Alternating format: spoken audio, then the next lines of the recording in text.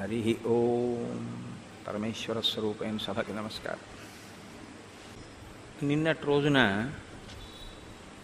మీరు విన్నారు, 100 యోజనముల సముద్రాన్ని దాటి లంకాపట్టణానికి వెడితే సీతమ్మ తల్లి దర్శనం అవుతుంది అని సంపాతి చెప్పారు. సంపాతి చెప్పినటువంటి వాక్యం నిజము అని గుర్తేమిటంటే, ఆ మాట సాయం చెయ్యగానే కాలిపోయిన రెక్కలు సంపాతికి మళ్ళీ పుట్టాయి. కిష్కింధకాండ పూర్తి చేస్తూ మహర్షి 2 వైభవోపేతమైనటువంటి విషయాల్ని ప్రతిపాదిస్తారు. రామ కథ యొక్క గొప్పతనం ఎటువంటిది, రామనామము యొక్క గొప్పతనం, రామనామానికి రామకథకి మాట సాయం చేసినంత మాత్రం చేత వచ్చేటటువంటి ఫలితం. కేవలం మాట సాయం చేసినటువంటి సంపాతికి కాలిపోయిన రెక్కలు మళ్ళీ వచ్చాయి. కాబట్టి రామకార్యం మీద పెడుతున్న వాడికే అంత సాయం చేస్తేనే అంత గొప్ప ఫలితం ఉంటే, రామకార్యమే చేసిన వాడికి ఎంత గొప్ప స్థితి ఉంటుంది. అయితే ఇక్కడ మీరు ఒక విషయం చూడాలి. నిజంగా చాలా పెద్ద రామకార్యం అన్నది ఏది ఉంటుందో అది చేసిన వాడు కోరుకోవలసినది ఎటువంటి వాడికి ఆ స్థితిని రామచంద్రమూర్తి ఇస్తారో తెలుసా అండి? కించిత్ ప్రతిఫలాపేక్ష కూడా లేనివాడికి అంత స్థితిని ఇస్తారు. మీరు అది చాలా జాగ్రత్తగా గమనించాలి. రామాయణం రామ కార్యం మీద వెడుతున్న వాడికి మాట సాయం చేస్తే కాలిపోయిన రెక్కలు వచ్చాయి, మళ్ళీ యవ్వనం వచ్చింది అంటే మళ్ళీ మంచిదే, ఒక వైభవాన్ని పొందాడు. కానీ రామ కార్యాన్నే చాలా ప్రయోజనము అని భావించి ఇంకంతకన్నా వేరొక కార్యం లేదు అని ఆ కార్యం మీద సర్వశక్తులు ఒడ్డి వెళ్ళినటువంటి వాడికి ఏ ఫలితం ఉండాలి? రామచంద్రమూర్తి యొక్క ఆలింగనం లభిస్తుంది, రాముడే లభిస్తాడంతే. ఇంకా దానికి వేరొక ప్రయోజనం ఏమీ ఉండదు, సరికదా?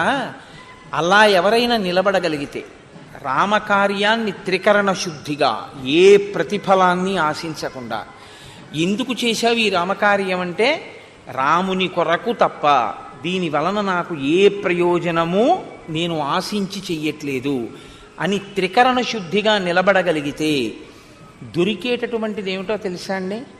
నేను నీకు ప్రత్యుపకారం చెయ్యలేను అన్న రామచంద్రమూర్తి యొక్క మాట.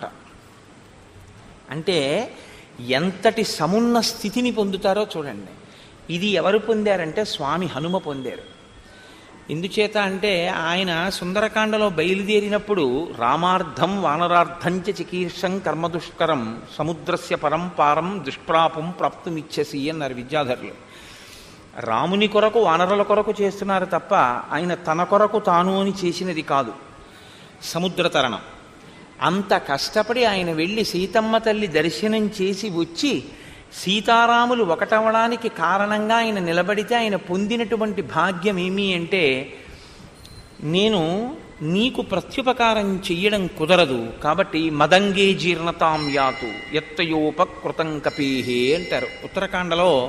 రామచంద్రమూర్తి, నీకు నేను ప్రత్యుపకారం చెయ్యడం అన్నది కుదరదు హనుమా, కాబట్టి నువ్వు చేసిన ఉపకారం ఏదుందో అది నా శరీరమునందు జీర్ణమైపోవుగాక అంటారు. అంటే రాముడు కూడా ప్రత్యుపకారం చెయ్యగలను అని అనలేనంత గొప్ప స్థితిని పొందగలగడం త్రికరణ శుద్ధిగా రామకార్యాన్ని చెయ్యగలిగినటువంటి ప్రజ్ఞ ఏర్పరచుకోవడం. అయితే అది అంత తేలికైన విషయం కాదు. శ్రీరామాయణంలో మహానుభావుడు కారణ జన్ముడు కాబట్టి ఒక్క హనుమకి మాత్రమే అది లభించింది. నేను ఇప్పుడు కారణజన్ముడు అన్న మాట వాడి ఉంటే హనుమ ఏ కారణం చేత అసలు జన్మించారో, ఆయన జన్మ వృత్తాంతం ఏమిటో, అది ఎలా సంభవించిందో ఇవాళ బ్రహ్మగారి తర్వాత బ్రహ్మగారి లాంటి వాడు రామాయణంలో జాంబవంతుడు. ఆత్మావై పుత్రనామాసి అని కదా, కొడుకు తండ్రి రూపంలో ఈ లోకంలో తిరుగుతూ ఉంటాడు అని. కాబట్టి ఇప్పుడు చతుర్ముఖ బ్రహ్మగారు ఈ సృష్టినంతటినీ చేసినటువంటి మహాపురుషుడైతే ఆయన యొక్క అంశతో వచ్చిన జాంబవంతుడు కూడా శ్రీరామాయణంలో అంత స్థితినే పొందాడు. అందుకే రామాయణంలో ఎక్కడెక్కడ ఏ విపత్కర పరిస్థితి ఏర్పడినా జాంబవంతుణ్ణి సంప్రదిస్తూ ఉంటారు. సాధారణంగా ఎప్పుడైనా మహర్షులకు కానీ దేవతలకు కానీ ఇబ్బంది కలిగితే ముందు వాళ్ళు వెళ్ళి ఎవరిని సంప్రదిస్తారు అంటే చతుర్ముఖ బ్రహ్మగారిని. శ్రీరామాయణంలో జాంబవంతుణ్ణి సంప్రదిస్తూ ఉంటారు. ఆయన పెద్దరికం అటువంటిది. కాబట్టి ఇప్పుడు ఆయన పెద్దరికం ఏమిటో కిష్కింధకాండ పూర్తయ్యేటప్పుడు మహర్షి ఆవిష్కరిస్తారు. ఆయన వయసు రీత్యాను పెద్దరికం, వయసుతో పాటు ఆయన చేసినటువంటి కార్యాలు కూడా అంత దక్షతతో కూడుకున్నవి. ఇప్పుడు నేను ఉడిగిపోయాను అని చెప్పడం కాదు, శరీరంలో ఉన్నటువంటి శక్తి ఉడిగిపోయినా తన అనుభవంతో చెయ్యగలిగినటువంటి మేలు ఏదో అంత గొప్ప మేలు జాంబవంతుడు చేస్తుంటాడు రామాయణంలో. అందుకే దక్షిణ దిక్కున ఉన్నటువంటి సముద్రపు ఉత్తర దిక్కున వానరులందరూ కూడా కూర్చుండిపోతే, 100 యోజనముల సముద్రాన్ని దాటేవాడు కనపడకపోతే, దాటేవాడెవడో నేను చెప్తాను, దాటేవాడెవరో నేను చెప్పడం కాదు, చెప్పి ఆయనని నేను ప్రోత్సహిస్తాను, అది జరిగితే తప్ప ఆయన వెళ్ళాడు. ఆ విషయాన్ని కిష్కింధకాండలో మాత్రం చెప్పరు. మీరు ఇది ఎక్కడి నుంచి చూడవలసి ఉంటుంది అంటే, శ్రీరామాయణంలో సుందరకాండ వరకు కానీ యుద్ధకాండ వరకు కానీ మీకు ఎక్కడా ఈ ప్రస్తావన లేదు అసలు హనుమ గురించి. మరి ఎక్కడ తెలుస్తుంది అంటే, ఉత్తరకాండ చదివితే హనుమకి శాప విమోచనం ఎక్కడైంది అన్న విషయాన్ని మీరు చూడవలసి ఉంటుంది. హనుమకి శాప విమోచనం కిష్కింధకాండ చిట్ట చివరిలో అయింది. సుందరకాండ ప్రారంభం, కిష్కింధకాండ చివర. అది కూడా జాంబవంతుడు చేసిన స్తోత్రం వల్ల అయింది. నిన్నను ఆయన ఒక మాట అన్నాడు, తతప్రతీతం ప్లవతాం వరిష్టం ఏకాంతమాశ్రిత్య సుఖోపవిష్టం సంచోదయామాస హరిప్రవీరం హనుమంతమేవా. నేను ఇదిగో ఏకాంతంగా కూర్చున్నటువంటి వాడున్నాడే ఆ హనుమ, ఆయనే ఈ కార్యాన్ని చెయ్యగలడు. ఈ కార్యాన్ని చెయ్యగలిగినటువంటి హనుమ సమర్థత కలవాడైనప్పటికీ తన శక్తిని తాను మరిచి అలా కూర్చున్నాడు. నేను ఆయనని ప్రేరణ చేస్తాను అన్నాడు. ప్రేరణ చేస్తే గుర్తు రావడం ఏంటండి అంటే, ప్రేరణ చేస్తే గుర్తు రావాలి అంటే తన బలం తన చేత విస్మరింపబడి ఉండాలి. ఎందుకు విస్మరింపబడిందో, ఎందుకు ఆయన జ్ఞాపకం లేదో నేను మీకు కిష్కింధకాండ ప్రారంభమైన రోజున మనవి చేశాను. నాతి క్రుద్ధాతి మన్వత అని శేపురేనన్ రఘుశ్రేష్ఠ, వాళ్ళు కోపం లేకపోయిన ఋషులు అప్పటికి హనుమకి అంత బలం అవసరం లేదు అని ఒక అనుగ్రహ వాక్కు శాపరూపంగా విడిచిపెట్టారు.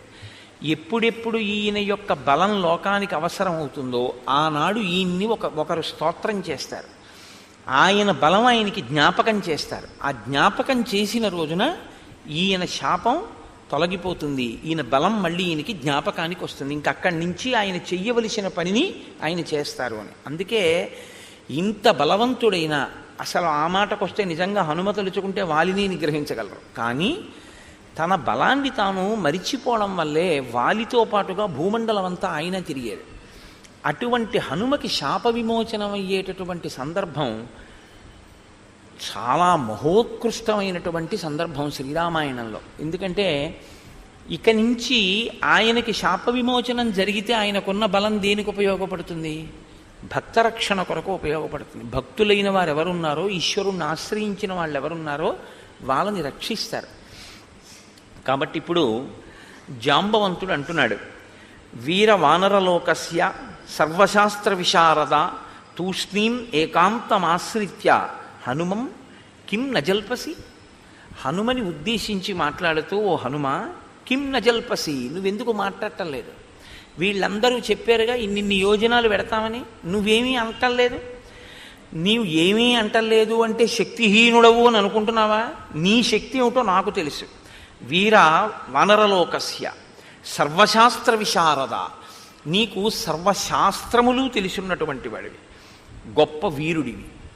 అంటే శరీరము మనస్సు రెండూ కూడా సంపత్తి కలిగినటువంటివి. శరీరం చాలా గొప్ప బలం కలిగినటువంటి శరీరం, మనసు బుద్ధి శాస్త్రమెరిగినటువంటి బుద్ధి. కేవలం తనంత తాను నిశ్చయం చేసుకోవడం వేరు, శాస్త్ర పరిజ్ఞానంతో నిశ్చయం చేసుకోవడం వేరు. శాస్త్ర పరిజ్ఞానంతో మాట్లాడేటప్పుడు నిర్మోహమాటంగా ఉండి మాట్లాడగలగడం వేరు. ఇది చాలా చాలా గొప్ప విషయం. ఎందుకో తెలుసా అండి? ధైర్యం అని ఒక మాట ఉంది. ధైర్యం అంటే మీరు కేవలంగా ఏదో ఒక విపత్కర పరిస్థితుల్లోకి చొచ్చుకుపోగలగడం అన్నదే మీరు అనుకోకండి. శాస్త్రాన్ని నమ్మినవాడు శాస్త్రాన్ని నమ్మినట్టు ఉన్న మాట ఉన్నట్టు మాట్లాడగలిగితే వాడు ధీరుడు, వాడు ధైర్యవంతుడు. ఎందుకంటే దాని వలన ఆయన నమ్మకం ప్రకాశిస్తుంది. ఆయన ఎంత నమ్మినవాడో, ఎంత చిత్తశుద్ధి ఉన్నవాడో ఆ సందర్భాన్ని బట్టి తెలుస్తూ ఉంటుంది.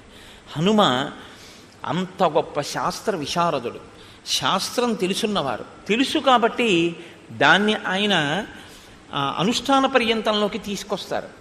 అందుకే మీరు ఎదర సుందరకాండలో వింటారు, నమస్కారం దగ్గర నుంచి ఏ కాలు పెట్టి లంకాపట్టణంలోకి ప్రవేశించాలి అన్నదాన్ని, ఎటువంటి శరీరంతో లంకాపట్టణంలో ప్రవేశించాలి అన్నదాన్ని, మాట్లాడేటప్పుడు ఎలా మాట్లాడాలి అన్న విషయాన్ని, రావణ దర్శనం చెయ్యాలి అంటే ఏది చేసి రావణ దర్శనాన్ని సాధించవచ్చు అన్నదాన్ని, ప్రతి చిన్న విషయాన్ని ఆయన ఎంత గొప్పగానో పర్యవలోకనం చేస్తారు.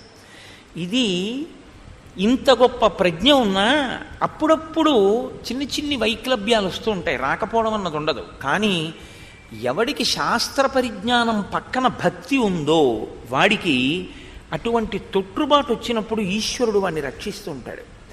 నువ్వు తొట్టుపడ్డావు ఇవాళ, అలా తొట్టుపడకు అని మళ్ళీ ఉంచుకోగలిగినటువంటి శక్తిని ఇస్తాడు. ఇది మీరు చాలా జాగ్రత్తగా రామాయణంలో గమనించవలసి ఉంటుంది. ఒకసారి తొట్టుపడితే పాతాళలోకం వరకు పడిపోతాడు ఒక్కొక్కడు. ఎందుకు పడిపోతాడో తెలుసా అండి? శాస్త్రం తెలియక కాదు, శాస్త్రం తెలిసి, శాస్త్రం తెలిసిన్నవాడే.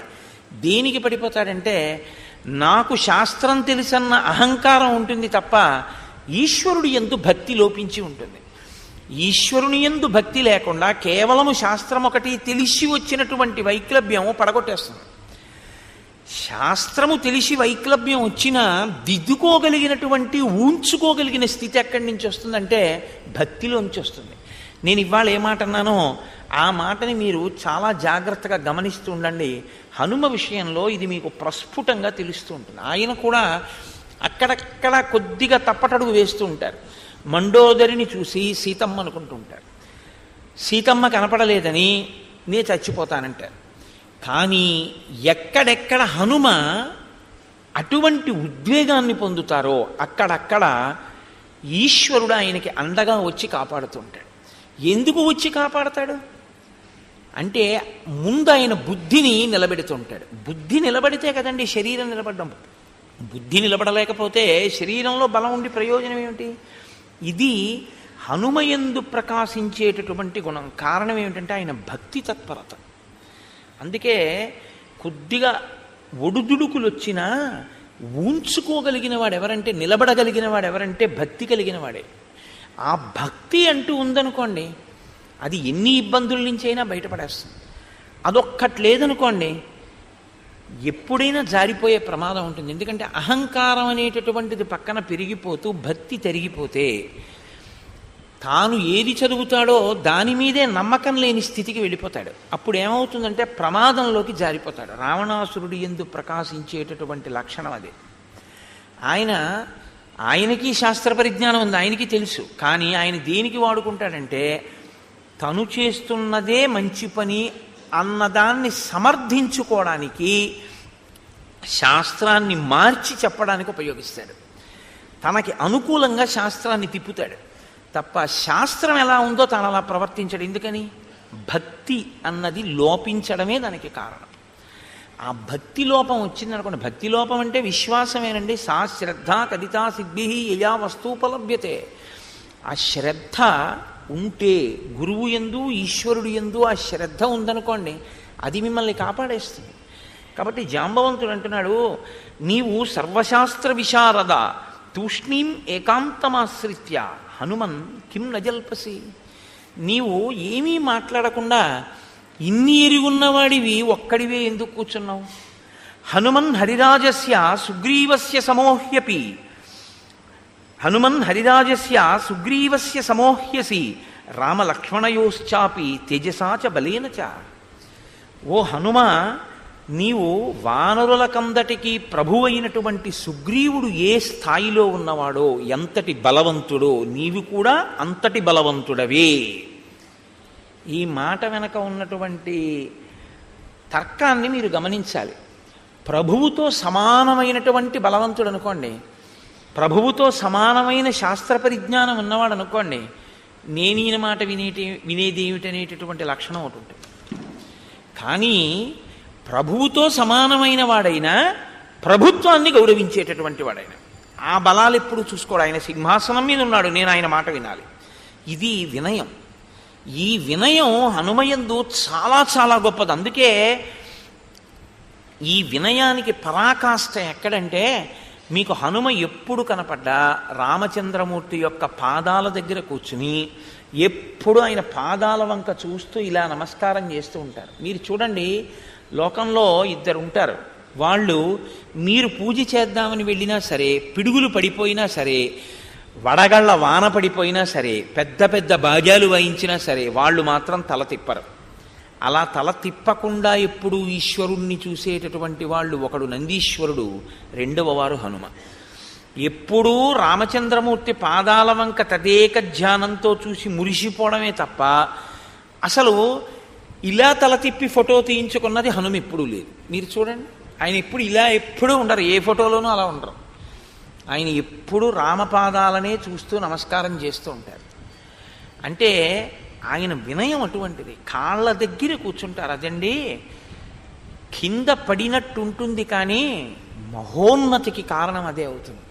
పెద్దలైన వారు చాలా సంతోషించేది, పెద్దలు సాధారణంగా లొంగిపోయేది, ఆశీర్వచనం ఇచ్చేది, వాళ్ళ ఉన్నతిని కోరుకునేది. మనసులో వాళ్ళ పేరు గుర్తొస్తే ఓ ఆయన వృద్ధిలోకి రావాలి, ఆయన ఆయుష్మంతుడు కావాలి అని తలుచుకునేది. దేనివల్ల తెలుసా? ఆ వినయం వల్లే. అసలు ఆ వినయం అన్నది లేకపోతే పెద్దలైన వారు దరిదాపులకి రానివ్వరు. వాళ్ళ మనసులో మెదిలే అవకాశం కూడా ఉండదు, మనసులో స్థానాన్ని పొందలేరు. మీరు ఎవరికి వినయం ఉంటుందో వారు బాగా దగ్గరవుతారు. గురువుకి కానీ ఈశ్వరుడికి కానీ దగ్గరవడానికి హేతువేది అంటే కేవలం వినయమే. వినయం తప్ప మీరు ఆ ఇద్దరికీ దగ్గరవడానికి ఇంకొక హేతు ఉండదు. కారణం ఏమిటో తెలుసా అండి? లోకంలో ఇంకా మిగిలిన ఏ అనుబంధానికి దగ్గర అవ్వాలన్నా బాహ్య కారణాలు ఉంటాయి. ఒక భర్తకి భార్య దగ్గర అవ్వడానికి ఒక ప్రేమ ఏదో కారణం ఉంటుంది, ఒక కొడుకు తండ్రికి, ఒక కూతురు తల్లికి, ఒక కోడలు మామగారికి, అలా దగ్గర అవ్వడానికి కొన్ని కారణాలు ఉంటాయి, ఏదో బాహ్యమైనటువంటి కారణాలు ఆ ప్రేమలు. కానీ గురువు గారికి ఈశ్వరుడికి దగ్గర అవ్వడానికి కారణం ఏమిటో తెలుసా? వినయం ఒక్కటే కారణం. ఎందుకు వినయాన్ని అడుగుతారు అని మీరు నన్ను ప్రశ్న వేయచ్చు. వాళ్ళకి ఇవ్వడానికి వాళ్ళు కోరుకున్నది నీ వద్ద లేదు. ఎందుకో తెలుసా అండి ఈ మాట నేను అంటున్నాను? వారికి అసలు కోరికుంటే తృప్తి ఉంటుంది. తృప్తి ఎప్పుడు ఉంటుందండి? కోరికుంటే. ఇప్పుడు నాకు తృప్తి అన్న మాట ఒకటి, ఇప్పుడు నాకు కోరికుంటే, నాకు ఏదో గుంటూరులో ఒక జిలేబీ తినాలి అని నాకు కోరిక వచ్చింది అనుకోండి, పట్టుకొచ్చి హరిప్రసాద్ గారు నాకు జిలేబీ పెట్టారనుకోండి, నేను తింటే నాకు తృప్తి. అసలు నాకు దేని మీద వ్యామోహం లేదు. మీరు తీసుకొచ్చి ఎక్కడ పెట్టినా నాకు దాని మీద ఏం అనురక్తి లేదు. నేను దాన్ని నేను తినాలని నేనేం కోరిక పడను అనుకోండి. నేనంటే అలా అన్నానని మీరు అనుకోవద్దు. నేను ఇంద్రియ చాపల్యం ఉన్నవాడిని, నేనేం గొప్పవాడిని అని చెప్పట్లేదు, ఒక ఉదాహరణ చెప్తున్నాను అంతే. ఇప్పుడు నాకు తృప్తి మీరు ఎలా తీసుకొస్తారు చెప్పండి? నాకు ఏ కోరిక లేదు. ఏ కోరిక లేని నాకు మీరు ఏం చేసి తృప్తినిస్తారు? మీరు ఒకవేళ బలవంతంగా తీసుకొచ్చి రామచంద్రమూర్తికి బంగారు కవచం ఎలా కట్టారో అలా కట్టినా, తీసా పక్కన పారేసి నేను వెళ్ళిపోతాను అనుకోండి, నాకు దాని గురించి పట్టింపు లేదు. అది ఒక గడ్డి పరక, రెండూ నా దృష్టిలో ఒకటే. ఇప్పుడు ఇచ్చి మీ తృప్తి ఏమో, పుచ్చుకుని నాకేం తృప్తి లేదు. నా తృప్తి మీకు కావాలనుకుంటే మీరు వినయంగా ఉండడం ఒకటే తృప్తి. అది ఎవరి విషయంలో? గురువు విషయంలో. నా విషయంలో అన్నది ఉదాహరణ బాగా అర్థమవుతుందని చెప్పాను తప్ప నేను ఆ స్థాయిని నేను చెప్పట్లేదు. అప్పుడు నాది అహంకారం అవుతుంది. ఏమీ ఆశించని వాడు గురువు కనుక ఆ గురువు దేనికి లొంగుతాడు? ఆయన పాదాల్ని పట్టుకుంటే, గురువుగారి దగ్గర వినయంతో నిలబడగలిగితే చాలు, గురువుగారు పొంగిపోతారు. అందుకే ఈ వినయానికి పరాకాష్ఠ కింద ఉంటారు. ఈశ్వరుడి దగ్గర అంతే. మీరు ఈశ్వరుడికి ఏమి ఇస్తారండి?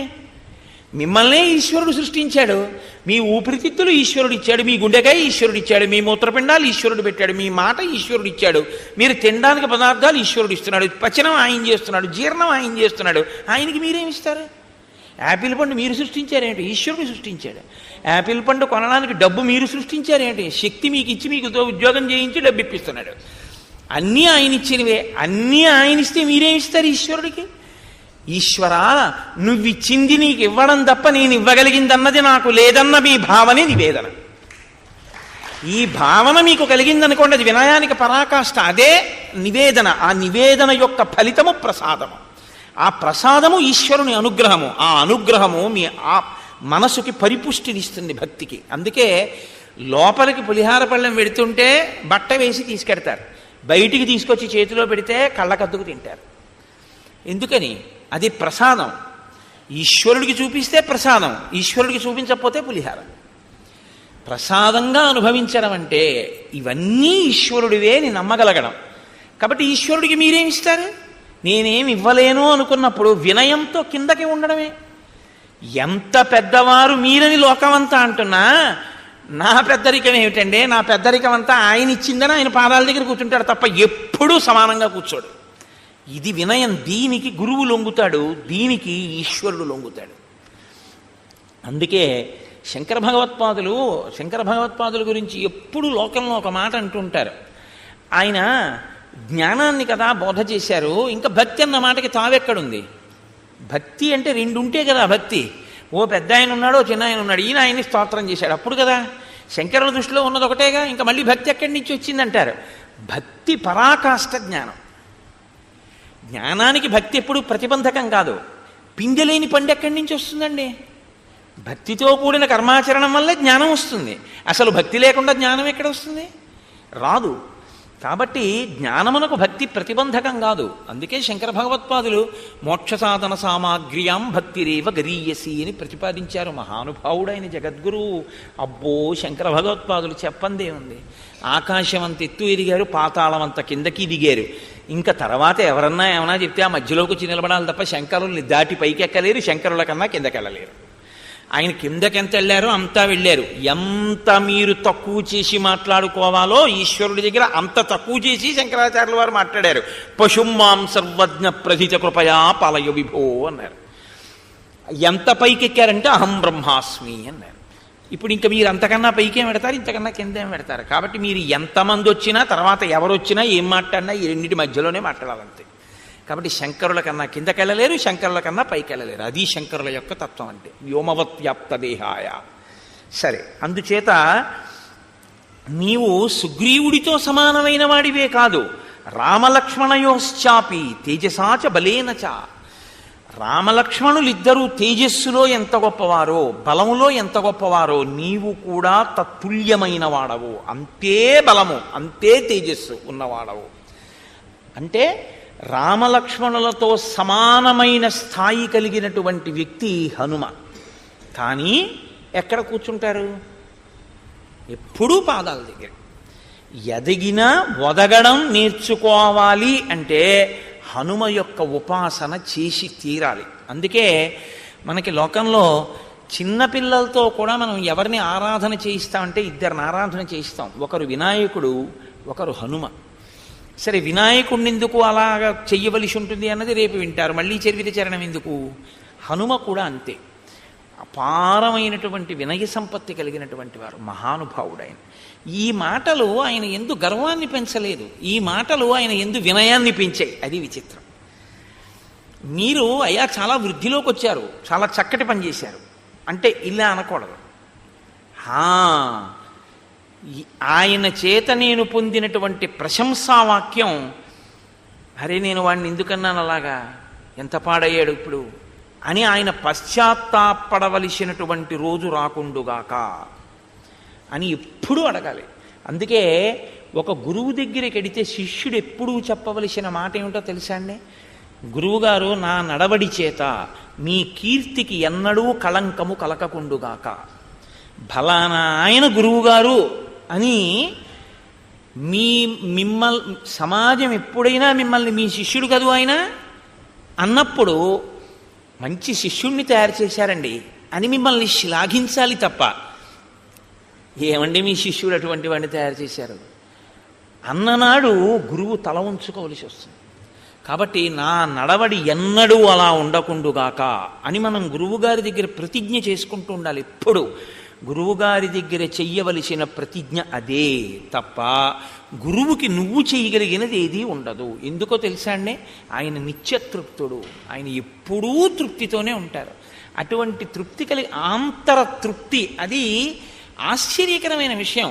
అసలు కోరిక పుట్టదు, అజాత శత్రువు అన్నట్టే ఆ గురువు యందు కోరిక అన్నది పుట్టదు. అసలు పుట్టనప్పుడు మీరు ఏం చేస్తారండి? ఇంకా ఆయన్ని మీరు చేయడానికి ఏముండదు.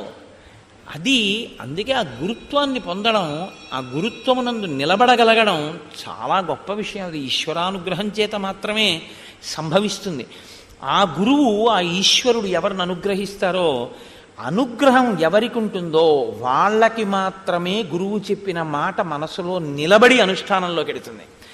గురువుగారి అనుగ్రహాన్ని మీరు పొందలేకపోయారనుకోండి, మీరు ఎన్ని వినండి గురువుగారి దగ్గర చెప్పినవి, అవి మీ యందు బుద్ధి రూపంలో మాత్రం ప్రకాశించలేవు, తేడా వచ్చేస్తుంది.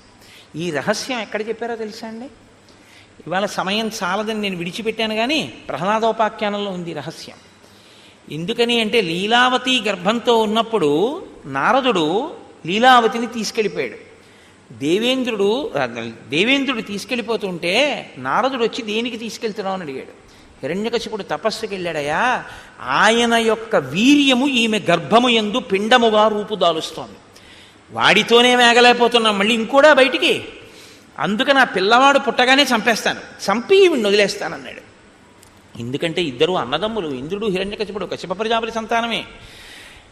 అంటే నారదుడు అన్నాడు, నీకేం తెలుసు, హిరణ్యకశిపుడి కొడుకు కాబట్టి అలా ఉంటాడు అనుకుంటున్నావు, కాదు, ఆయన హిరణ్యకశిపుడి కొడుకైనా లోకమంతిటి చేత కీర్తింపబడేటటువంటి మహాభక్తుడు పుడుతున్నాడు, నువ్వెవరు చంపడానికి, కాబట్టి నా ఆశ్రమానికి తీసుకెళ్తానన్నాడు. అటువంటి మహాభక్తుడు పుడితే నాకేం అభ్యంతరం, తీసుకెళ్ళండి అన్నాడు.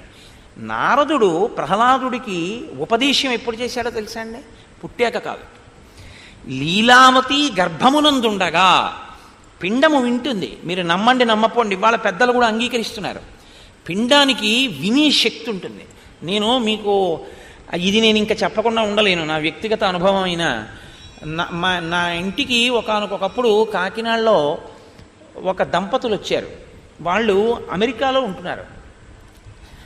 ఆవిడ పెళ్లి ముందు నుంచి ఏదో నేను చెప్పిన మాటలు ఆవిడికి ఏదో పాపం మంచివి అనిపించాయి. ఆవిడ వింటూ ఉంటుంది సీడీలు ఎప్పుడూను.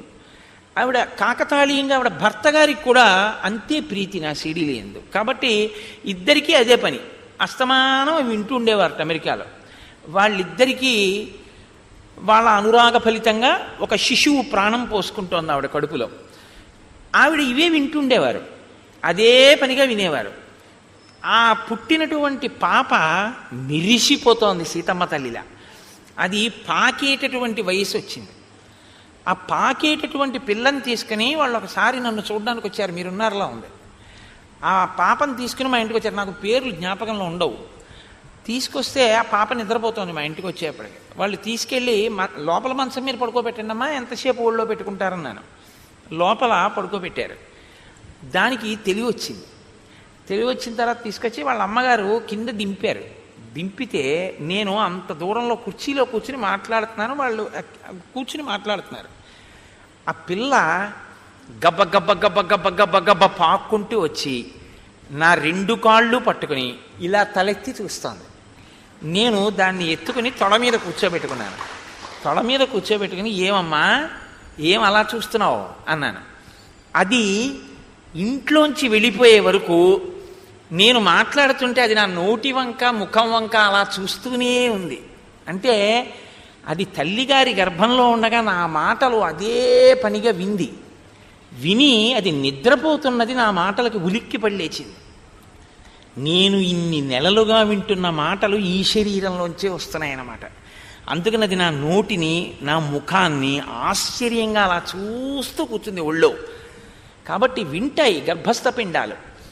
నారదుడు చెప్పినటువంటి మాటలు లీలావతి తల ఊపుతూ వింది, లోపల ప్రహ్లాదుడు విన్నాడు. ప్రహ్లాదుడు బయటికి వచ్చాడు, లీలావతి అంతఃపురానికి వెళ్ళింది. అంతఃపురంతో ప్రహ్లాదుడు వెళ్ళాడు. లీలావతి మరిచిపోయింది, ప్రహ్లాదుడికి గుర్తుండిపోయింది. ఇది రాక్షసుల పిల్లలతో చెప్తూ ప్రహ్లాదుడు ఒక రహస్యం చెప్పాడు. ఆయన అన్నాడు, వెల్లిగొన నాటి నుండి ఉల్లమున మరుపు పుట్టదొకనాడైనన్.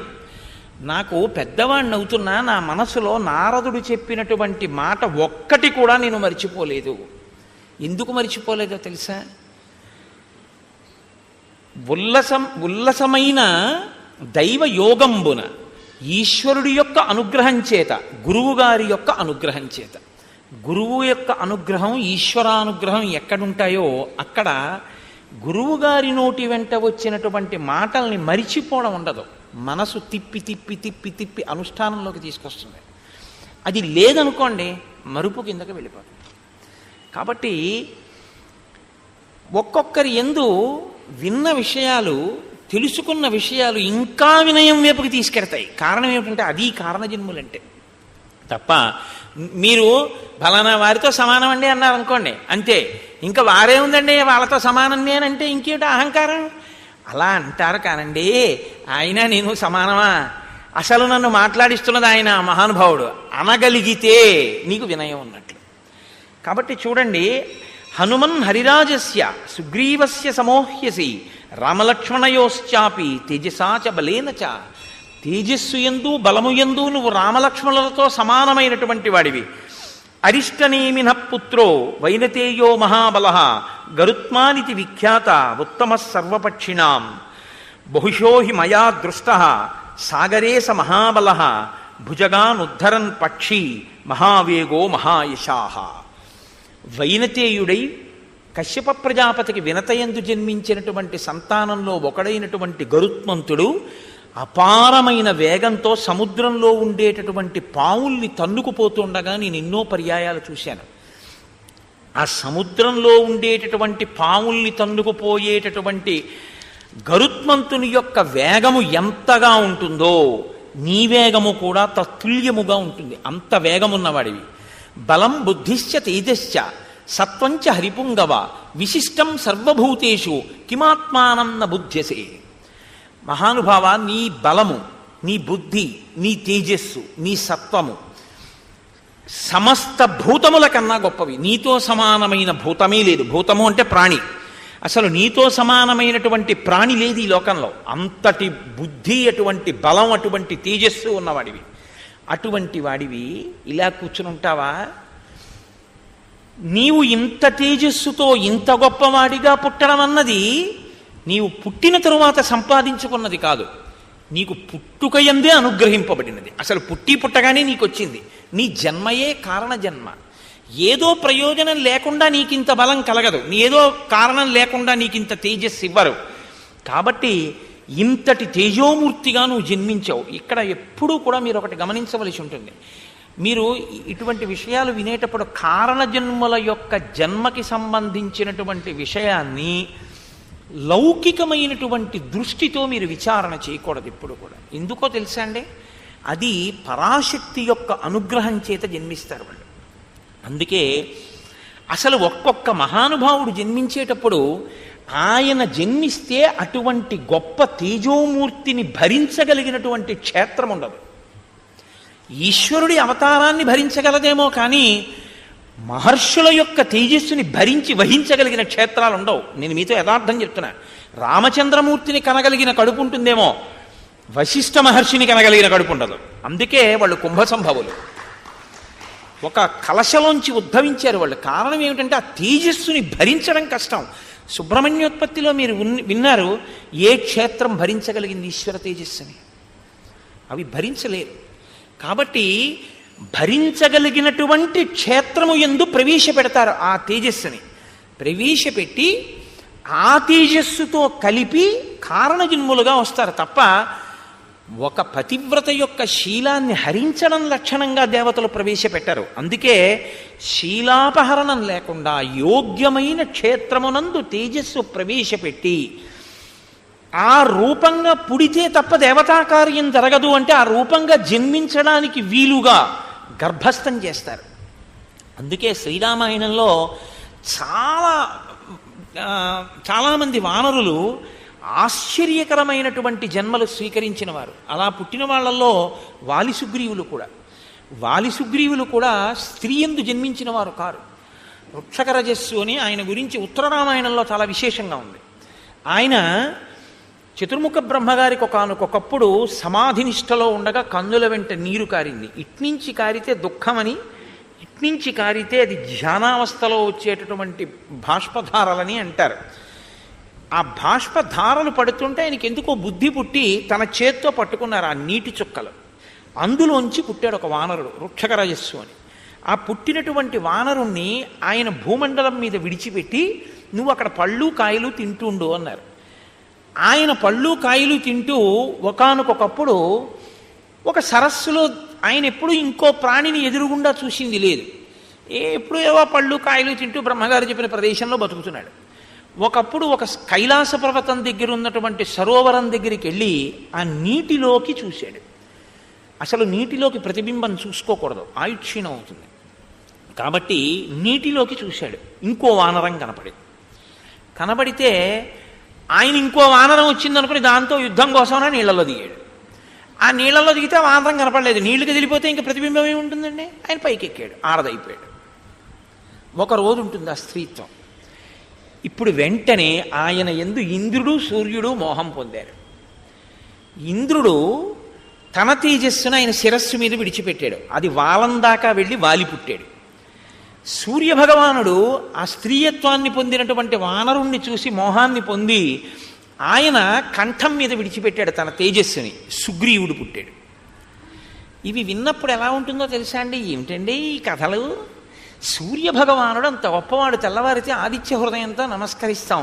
ఒక వానరకాంత కనపడితే మోహం పొంది తన తేజస్సు విడిచిపెట్టేశాడా, కంఠం మీద పిల్లాడు పుట్టాడా, ఏమిటండి ఇది అనిపిస్తుంది. కాదు, సూర్యభగవానుని యొక్క తేజస్సుని, ఇంద్రుని యొక్క తేజస్సుని ఒక వానర రూపంగా సృష్టించడానికి యోగ్యమైనటువంటి వానర కాంత క్షేత్రముగా దొరకడం కష్టం. రామచంద్రమూర్తికి సాయపడడానికి తొందరగా రావాలి ఈ వానరాంశలన్నీ, బ్రహ్మగారి ఆదేశం. కాబట్టి ఇప్పుడు వానర కాంతగా ఉన్నటువంటి వాడు బ్రహ్మగారి యొక్క కన్నీటి బిందువులలోంచి పుట్టినవాడు. ఒక్కరోజే ఆడతనం. ఎందుకని? పార్వతీదేవి ఒకనాడు ఆ నీటిలో స్నానం చేస్తుంటే రాక్షసులు ఆడవేషాలతో వచ్చి స్నానం చేశారు. అందులో ఆవిడ గ్రహించలేదు. ఇందులో స్నానం చేసిన వాడు ఆడదైపోతుంది ఒక రోజు అంది ఆవిడ. కాబట్టి ఒకరోజు ఆడదయ్యింది వృక్షక రజస్సు. ఇప్పుడు తొందరగా వాళ్ళ యొక్క తేజస్సుల్ని ఆ కంఠమునందు తోకయందు ప్రవేశపెట్టి ఇద్దరు కుమారులు జన్మించేటట్టు చేశారు. అయితే మీరు నన్ను మళ్ళీ ఇంకో ప్రశ్న వేయచ్చు. జన్మించారనుకోండి, మరి ఇంద్ర తేజస్సు వాలి రాముడికి పనికి రాలేదుగా అని మీరు ఒక మాట నన్ను అడగచ్చు. పనికొచ్చాడు రామకార్యానికి వాలి. ఎక్కడ పనికొచ్చాడో తెలుసా అండి? వాలి రూపంలో దుందుభి, మాయావి ఇలాంటి చాలా పెద్ద పెద్ద రాక్షసులందరినీ ఆయన చక్కబెట్టేసి ఆయన రాముడి చేతిలో వెళ్ళిపోయాడు. లేకపోతే రామావతారం వచ్చిన తర్వాత వీళ్ళందరినీ ఆయన నిగ్రహించాలంటే ఎంతకాలం, ఎంత సమయం పడుతుంది? మాటలా వీళ్ళందరూ చేరితే ఓ చోటికి చేరకుండా వాలి వీళ్ళందరినీ చంపేశాడు. వాలిని ఆయన చంపేశాడు. కాబట్టి అక్కడతో గొడవ తెలిపోయింది. ఇంకా వాలి రావణుడితో కలవక ముందు చంపేశాడు. సుగ్రీవుడు రామకార్యానికి పనికి రావాలి, అందుకని సుగ్రీవుడికి వానరాధిపత్యం ఇచ్చాడు. మళ్ళీ శ్రీరామాయణంలో ఉన్నటువంటి ఆ జననములను మీరు చూస్తే చాలా ఆశ్చర్యంగా ఉంటాయి. కాబట్టి ఇప్పుడు మీరు హనుమ యొక్క ఆవిర్భావాన్ని కూడా అటువంటి పవిత్రమైన దృష్టికోణంతో వినవలసి ఉంటుంది తప్ప ఇదంతా ఏదో పరిహాసం కోసమో. వాల్మీకి మహర్షి ఆచమనం చేస్తే బ్రహ్మగారి యొక్క అనుగ్రహంతో సత్యము భాసిస్తే ఆయనకి కనపడితే రచించినటువంటి కావ్యం వాల్మీకి రామాయణం. కాబట్టి అందులో ఒక్క అబద్ధం లేదు. చిట్ట చివర ఫలశ్రుతిలో చెప్తారు, ఒక మాట ఇందులో అనృతము లేదు అని చెప్తారు. కాబట్టి ఇప్పుడు జాంబవంతుడు చెప్తున్నాడు. జాంబవంతుడు ఎందుకు చెప్పగలడు ఇవన్నీ? మీతో నేను చెప్పాను కదా, బ్రహ్మగారు ఎటువంటి వాడో వానరులకు జాంబవంతుడు అటువంటి వాడు. అంతటి దీర్ఘాయుర్దాయం ఉన్నవాడు జాంబవంతుడు. శ్రీరామాయణంలో చాలా చిత్రమైన పాత్ర అండి. రామావతారం వెళ్ళిపోయింది కానీ జాంబవంతుడు మాత్రం ఉండిపోయాడు. ఎక్కడి వరకు ఉండిపోయాడు? మళ్ళీ జాంబవతిని తీసుకెళ్ళి వినాయకుడికి ఆ వినాయక వ్రత కథలో ఆ కృష్ణ భగవానుడికి ఇచ్చి వివాహం చేస్తాడే సత్రాజిత్తు ఆఖ్యానం, అక్కడ వరకు ఉంటాడు. మళ్ళీ అక్కడ మనం ఓ పొరపాటు చెప్పేస్తుంటాం. అసలు ఆ కథ అది అలా ఎలా వచ్చేసిందో, అసలు ఆ కథ అలా ఎలా చెప్పేస్తున్నారో ఇప్పటికీ ఆశ్చర్యంగా ఉంటుంది. నన్ను ఒకసారి ఓ పసిపిల్ల అడిగింది. ఆ పసిపిల్ల అంటే ఓ చిన్న పిల్ల అడిగిందో ఒకసారి. నేను ఎక్కడ ఉపన్యాసం చెప్పి వెళ్ళిపోతుంటే ఏమంటే జాంబవతి ఊయలలో ఊగుతుంటే అంత పసిపిల్లని కృష్ణ భగవానుడు పెళ్లి చేసుకున్నాడా అని అడిగింది.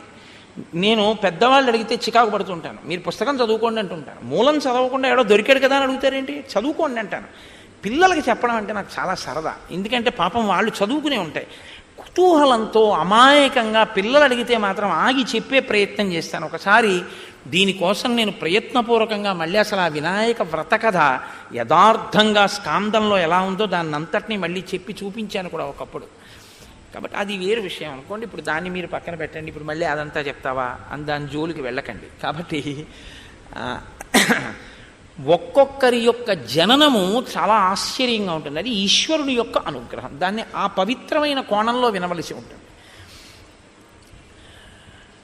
కాబట్టి ఇప్పుడు జాంబవంతుడు అంటున్నాడు, అప్సరాప్సరసాం శ్రేష్ఠ విఖ్యాత పుంజిక స్థల అంజనీతి పరిఖ్యాత పత్ని కేసరిణో హరి విఖ్యాత త్రిశులోకేషు రూపేణా ప్రతిమా భువి అభిశాపాదభూత్ తాత వానరీ కామరూపిణి దుహిత వానరేంద్రస్య కుంజరస్య మహాత్మనః.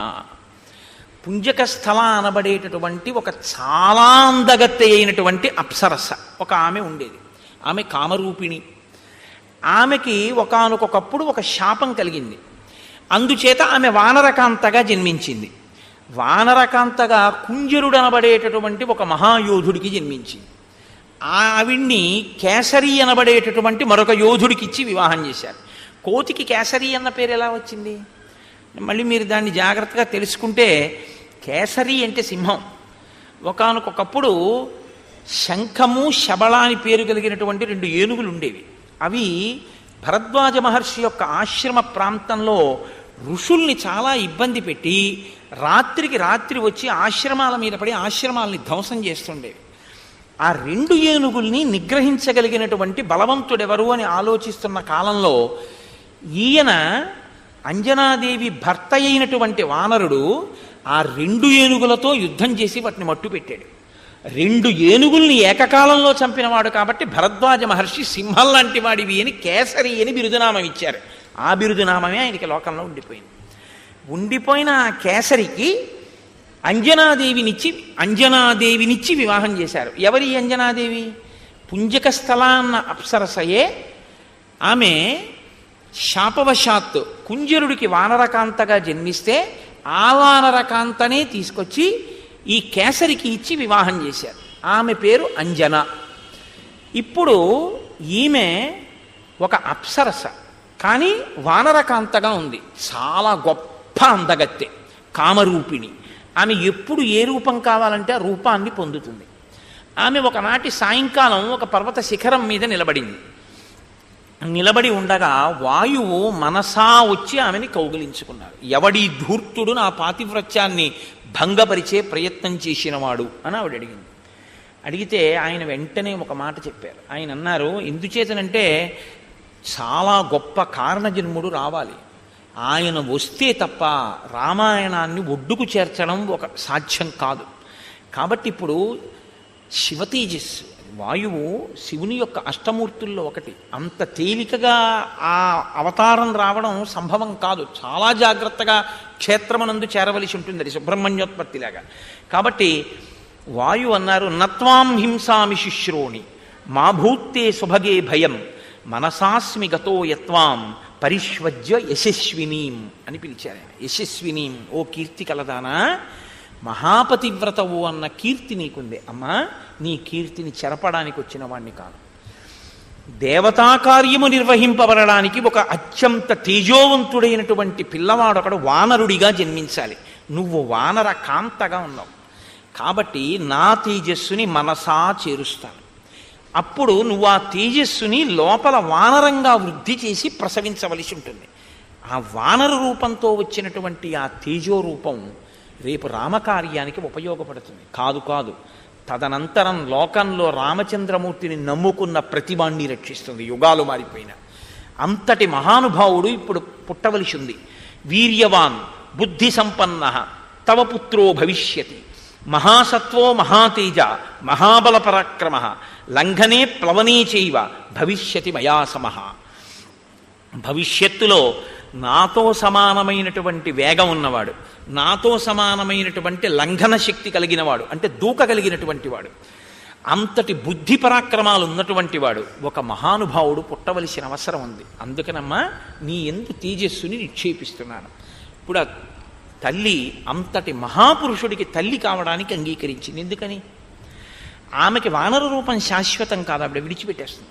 శాపవశాత్తు వచ్చినటువంటిది కాబట్టి కొంతకాలం తర్వాత వదిలేసి పుంజకస్థలగా వెళ్ళిపోతుంది, మళ్ళీ అప్సరసగా వెళ్ళిపోయినా ఆవిడ కీర్తి లోకంలో శాశ్వతంగా దేనివల్ల ప్రకాశిస్తుందంటే ఆంజనేయుని తల్లిగా, ఆంజనేయ స్వామి వారి తల్లిగా అంజనాదేవి యొక్క స్వరూపం సర్వభూతముల చేత నమస్కరింపబడుతుంది. ఒక అప్సరస ఇంత నమస్కార యోగ్యతని పొందడం అసాధారణమైనటువంటి విషయం. అందుకే అంజనాదేవి తల్లిగా అంత కీర్తిని పొందుతాం. అందుకే యశస్విని అన్నారు. అమ్మా అటువంటి బిడ్డని కడుపున పుట్టబోతున్నాడు. ఆవిడ చాలా సంతోషించి ఒక వానరాన్ని ఒక గుహలో ప్రసవించింది. నేను మీకు మనవి చేశాను ఉత్తరకాండలోంచి. పుట్టగానే హనుమ నువ్వు సూర్యమండలానికి ఎగిరావు, పండు అనుకుని సూర్యబింబాన్ని.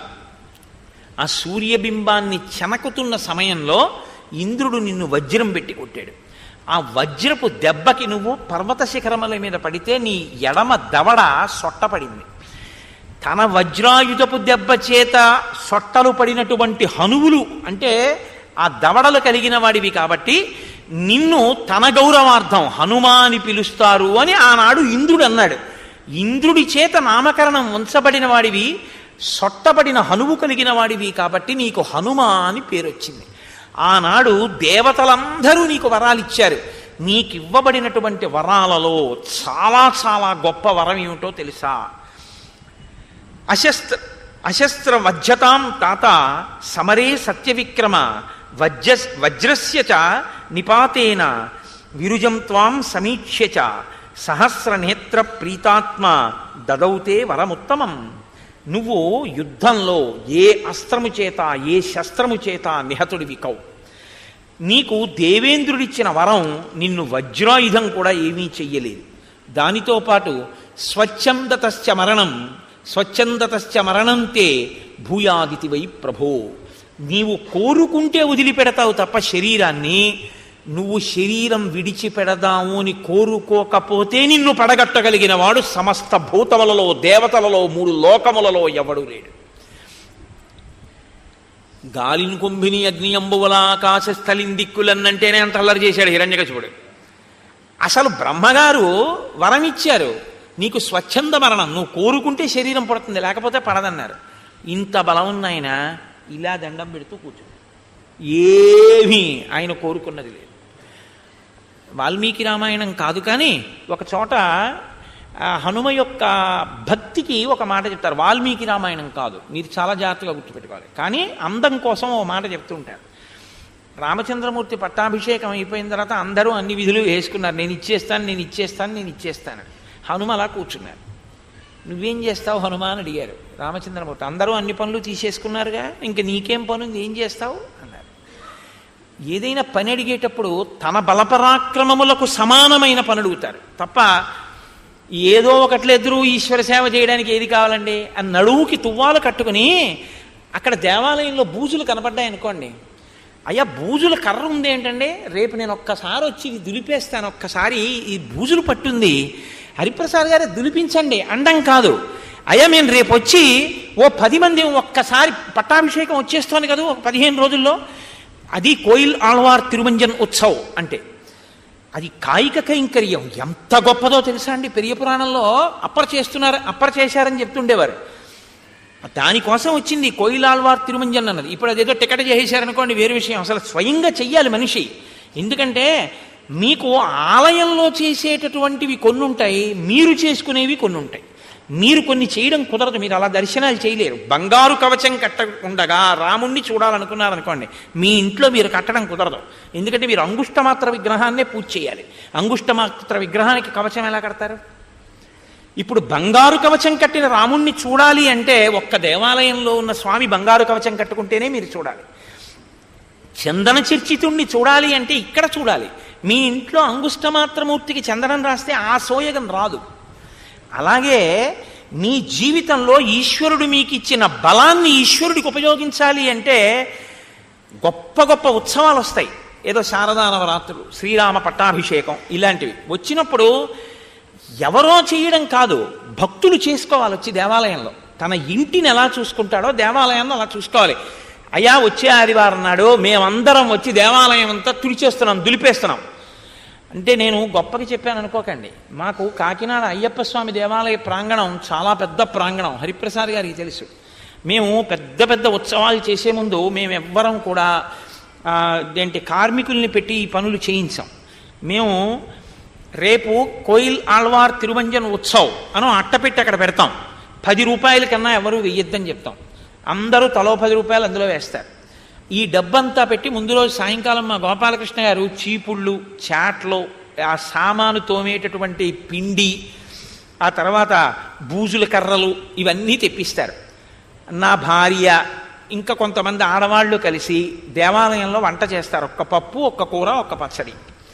అందరం ఏం చేస్తామంటే తెల్లవారేటప్పటికీ మాసిపోయిన బట్టలు కట్టుకుని తలపాగాలు చుట్టేసుకుని వచ్చి కూర్చుంటారు మగవాళ్ళు, ఆడవాళ్ళు. కొంచెం పెద్దవాళ్ళు అయితే అమ్మ మీరు దీపపు సమ్మెలన్నీ తోమేయండి, అర్చన పాత్రలన్నీ తోమేయండి, పీతాంబరం పెట్టి మెరిసిపోయేటట్టు సిద్ధం చేసేయండి. పెద్ద ఆడవాళ్ళకి వేసేస్తాం. అమ్మ కొంచెం ఓపిక ఉన్నవాళ్ళు మీరు దేవాలయం అంతా కడిగేసేయండి బ్లీచింగ్ వేసి. ఓపికన్న మగవాళ్ళు ఆలయ శిఖరాలు ఎక్కి ఆలయ శిఖరాలన్నీ శుభ్రంగా మీరు దులిపేసేయండి. వానరాలు ఎలా ఎక్కేస్తాయో అలా 8 అయ్యేటప్పటికీ ఎక్కేస్తారు దేవాలయ ప్రాంగణం అంతా. మొత్తం 100 నుంచి 150 మంది సత్సంగ కార్యకర్తలు, ఒక్కొక్కసారి 200 కూడా దాటిపోతుంటారు. మధ్యాహ్నం అయ్యేటప్పటికీ ఆలయ ప్రాంగణం అంతా ఎలా ఉంటుందంటే ఒక బూజు కనపడదు. మొత్తం ఆలయం అంతా శుభ్రం చేసి అన్నీ తోమేస్తారు. అందరూ స్నానాలు చేసేసి పొడిబట్ట కట్టుకుని వచ్చేస్తారు. మా గోపాలకృష్ణ గారు అందరికీ కూడా చక్కగా పప్పు అన్నం, కూర అన్నం, ఒక్క పచ్చడి, పెరుగు వేసి పెట్టేస్తారు.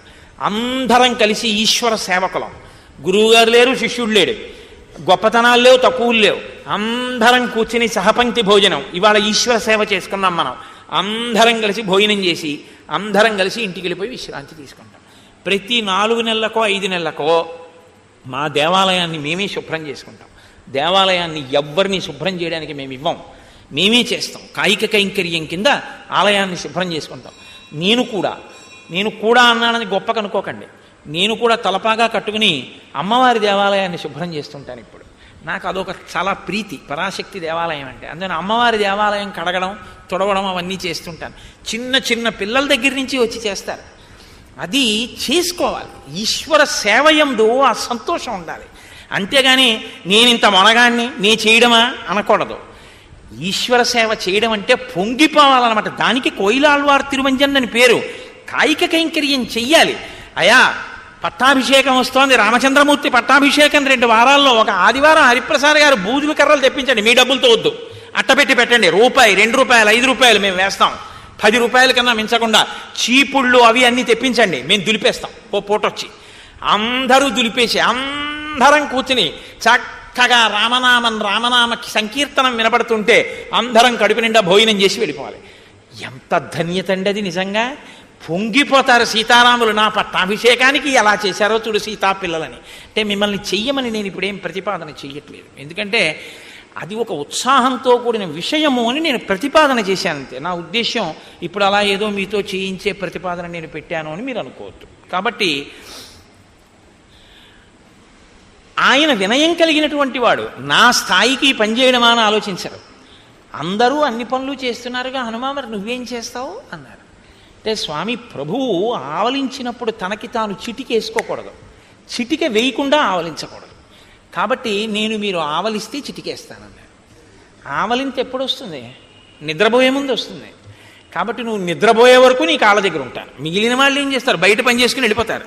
నీవు ఎప్పుడు ఆవలిస్తావో. కాబట్టి అన్నం తింటున్నా, పడుకున్నా నేను ఆ పక్కనే కూర్చుంటాను. ఇంకా మా తల్లి జనకాత్మజ బొత్తిగా హనుమా ఇంకా కూర్చుంటే ఎలాగా? స్వామితో కలిసి ఏకాంత శయనంలో నేను ఉండాలి కదా అంటే వెళ్ళాలంతే. అప్పటి వరకు నీ పక్కనే కూర్చుంటా. ఏమో ఎప్పుడు ఆవలింత వస్తుందో చిటికేస్తాను. కాబట్టి ఇప్పుడు ఆయన స్థాయి చూసుకున్నారా? రామచంద్రమూర్తి దగ్గరికి చేరడానికి అది పనికొచ్చింది బాగా. స్థాయి చూసుకుని ఈశ్వర సేవ చేయకూడదు. నేనంత ఉద్యోగస్తుండండి, నీ మోహం ఈశ్వరుడు ఇస్తే వచ్చింది అది. నేను ఇంత పండితుండండి, ఈశ్వరుడు పలికిస్తే పలికావు. నేను ఇంత ఐశ్వర్యవంతుండండి, ఈశ్వరుడు ఇస్తే అనుభవిస్తున్నావు. ఏమిటి అవన్నీ ఈశ్వరుడు ఇచ్చిన విభూతులు. ఇన్ని ఉండి స్వామి నేను నీ కింకరుణ్ణి, ఏది బూజుల కర్ర పట్టుకుని ఆలయాన్ని దులుపు. అప్పుడు నీ జీవితానికి ధన్యత అంటూ ఉంటే నీ మనవలు నీ పిల్లలు ఇంటికి వెళ్ళి, ఇవాళ నేను ఎక్కడికి వెళ్ళానో తెలుసురా, ఆలయం దులపడానికి వెళ్ళాను రా, కోయిలాల్వార్ తిరువంజనం పట్టాభిషేకం కదూ, గుడిలో కాసేపు ఓ గోడంతా దులిపేసి వచ్చేసాను. గోడలు మేము భాగం వేసేస్తాం, ఈ గోడ నీది, ఈ కిటికీలు నీవి అని. ముక్కులకి గుడ్డలు కట్టేసుకుని మా వాళ్ళు చిన్న చిన్న బ్రష్లు కూడా పెట్టుకుని దులిపేసి, పీతాంబరాలు పట్టుకుని పైకి ఎక్కేసి, కలశలు తోమేసి, వాటర్ జెట్స్ పెట్టి కొట్టేసి, ఈ కుర్రాళ్ళందరూ పైకి ఎక్కేసి కడిగేసి, పెంకుల మీద కూడా పక్షి రెట్ట కూడా ఉండనివ్వరు, శుభ్రంగా చేసేసి శారదా నవరాత్రులు ప్రారంభం చేస్తాం. అలా సంవత్సరంలో ఒక 2-3 పర్యాయాలు చేస్తుంటాం. ఇప్పుడు ఇక్కడి నుంచి వెళ్ళగానే బహుశా ప్రారంభం చేయవలసి ఉంటుంది. ఓసారి దేవాలయం ఎన్నాళ్ళయిందో వెళ్ళి ఓసారి అందరం కోయిలాల్వార్ తిరుమంజన ఉత్సవం చేసుకోవాలి. అదో సంతోషం. ఆ చేయడంలో ఎంత ఆనందంగా ఉంటుందో తెలుసా అండి. ఆ చేసి అందరం కూర్చుని భోజనం చేయడంలో ఎంత సంతోషమో, తల్లి తండ్రి బిడ్డలు తిన్నట్టు ఉంటుంది. అందుకే నా భార్య ఇంకో 2 కలిసి వండేస్తారు అందరికీ. అందరం కలిసి అమ్మగారు వండారు ఇవాళ అన్నం, ఎంత సంతోషమో. మా వాళ్ళకి పెద్ద పెద్ద అధికారులు, ఎవరు అలా అనుకోరు. అమ్మగారు అన్నం వండారు, అమ్మగారు పప్పు వండారు, అంతే. ఆ ఆవకాయ, ఆ కూర, ఆ పప్పు అన్నం తినేసి పొంగిపోయి ఒళ్ళు హోనం అయిపోయేటట్టు సేవ చేసేసి ఇంటికి వెళ్ళిపోతారు. ఎంత సంతోషం అండి జీవితంలో నిజంగా అలా ఈశ్వరుడికి సేవ చేయడం. కాబట్టి ఇప్పుడు అది అవాల్మీకంశం అండి, వాల్మీకంలోది కాదు. ఆవలిస్తే చిటికేస్తానండి. మీరు మళ్ళీ కోటేశ్వరరావు వాల్మీకి రామాయణంలో చెప్తూ ఇది చెప్పారు, ఇది ఎక్కడుందండి ఈ శ్లోకం అని నన్ను అడక్కండి. అవాల్మీకం, కానీ అందానికి నేను చెప్పాను అంతే. కాబట్టి హనుమ, నీవు కేసరి యొక్క ఔరసపుత్రుడివి, వాయుదేవుని యొక్క అంశతో జన్మించినటువంటి వాడివి, స్వచ్ఛంద మరణాన్ని వరంగా పొందిన వాడివి, ఇంత శక్తి కలిగిన వాడివి. సత్తం కేసరిణ పుత్ర క్షేత్రజో భీమ విక్రమ మారుత సౌరసపుత్ర తేజసా చాపితత్సమ. వాయుదేవుని యొక్క ఔరసపుత్రుడివి, కేసరి అంజనాదేవుల యొక్క కుమారుడివి, పుట్టుకతోనే ఇంత బలపరాక్రమములను పొందినవాడివి, కారణజన్ముడివి. మహానుభావ, నువ్వు ఈ కార్యం చెయ్యద్దా? ఏవి నువ్వు బలవంతుడవేగా, నువ్వెందుకు చెయ్యవు అంటావేమో. త్రివిక్రమే మయా తాత శశైలవనకానన త్రిసప్తకృత్వ పృథివీ పరిక్రాంత ప్రదక్షిణం. ఒకానొకప్పుడు త్రివిక్రమావతారంతో వామనమూర్తి 3 అడుగులతో ఈ బ్రహ్మాండాన్నంతటినీ కొలిచేస్తే నేను ఆయనకి 21 మార్లు ప్రదక్షిణం చేశాను. నాకు ఓపిక ఉన్నప్పుడు నేను చెయ్యగలిగింది నేను చేసి పెట్టాను. నువ్వు చేస్తే కదా నీకు ఇంకోటికి చెప్పే అధికారం. నువ్వు చెప్పడమే తప్ప నువ్వు చేయకపోతే ఇంకోసారి చెప్పే అధికారం నీకుండదు. నువ్వు ఒకరికి చెప్పింది ఒకరు చేస్తుంటే నువ్వు కూడా చేసి వెళ్ళాలి. అప్పుడే నీకు మళ్ళీ చెప్పే అధికారం నీకు నిలబడుతుంది తప్ప నేను ఎప్పుడూ చెప్పడమే తప్పండి నేను చేయడం ఏమిటంటే అనకూడదు. నువ్వు చెప్పే అధికారం నిలబెట్టుకోవాలంటే నువ్వు చెయ్యాలి. నువ్వు 10 మందిని గంధం తీయమని చెప్తే నువ్వు ఉత్తరీయం తీసేసి నువ్వు చొక్కా బనీ నిప్పేసి కాస్త గంధం తీసి వెళ్ళాలి. అంతేగాని చెప్పడానికి పనికి వచ్చింది నువ్వు చేయడానికి పనికి రాకపోతే ఇంకా వాళ్ళు ఎందుకు చేస్తారు? అదే నమ్మకం లేని ప్రవచనం అంటే అది రావణ బుద్ధి. రామబుద్ధి అయితే తను చెప్పింది తాను ఆచరించాలి. కాబట్టి తథాచౌషధయో స్మాభి సంచితా దేవశాసనాత్ నిష్పన్నం అమృతం యాభి తదాసీన్నో మహత్బలం. ఒకానొకప్పుడు దేవదానవులు అమృతోత్పాదన చేయడం కోసమని క్షీరసాగర మథనం చేస్తుంటే నేను ఓషధులను తెచ్చి ఆ క్షీరసాగరంలో వేశాను. ఆనాడు నేను చెయ్యగలిగింది చేశాను. ఇప్పుడు నేను ఎగరలేను 100 యోజనాలు. స ఇదానీం అహం వృద్ధ పరిహీన పరాక్రమ సాంప్రతం కాలమస్మాకం భవాన్ సర్వగుణాన్విత. నాకు ఇప్పుడు ఆ ఓపిక లేదు, వృద్ధుడనైపోయాను. కాబట్టి 100 యోజనములు ఎగరలేను. ఉత్తిష్ట హరిషార్దూల లంఘయస్వ మహార్ణవం పరాహి సర్వభూతానాం హనుమన్యా గతిస్తవ. నాయనా హనుమ, ఇంత బలపరాక్రమములున్నవాడివి, ఇంత తేజస్సున్నవాడివి, ఇంత శాస్త్ర విశారదుడివి, వానర జాతి పరుగు ప్రతిష్టలు రామకార్యం నీ చేతిలో ఉన్నాయి. నీవలా కూర్చుంటే ఎలాగయ్యా? ఒక్కసారి నీ బలాన్ని జ్ఞాపకం తెచ్చుకో, ఒక్కసారి ఆ తేజస్సుని పుంజుకో, ఒక్కసారి పెరిగి 100 యోజనములు గడచి బయలుదేరు. నీ యొక్క గమన శక్తి ఎటువంటిదో, నీ వేగం ఎటువంటిదో అటువంటి శక్తి ఈ భూతములలో ఏ ప్రాణికి లేదు. ఈ మాట చెప్పగానే విన్నారట హనుమ. కూర్చున్నవారు ఒక్కసారి లేచారు. సంస్తూయమానో హనుమాన్ వ్యవర్ధత మహాబల సమావిద్య చలాంగూలం హర్షాచ్ఛబలమీయువాన్. ఒక్కసారి అపారమైన సంతోషాన్ని పొందారట. అంటే శాప విమోచనం అయిపోయింది. తన బలం తనకి జ్ఞాపకం వచ్చింది. తానెంత బలవంతుడో తను తెలుసుకున్నారు.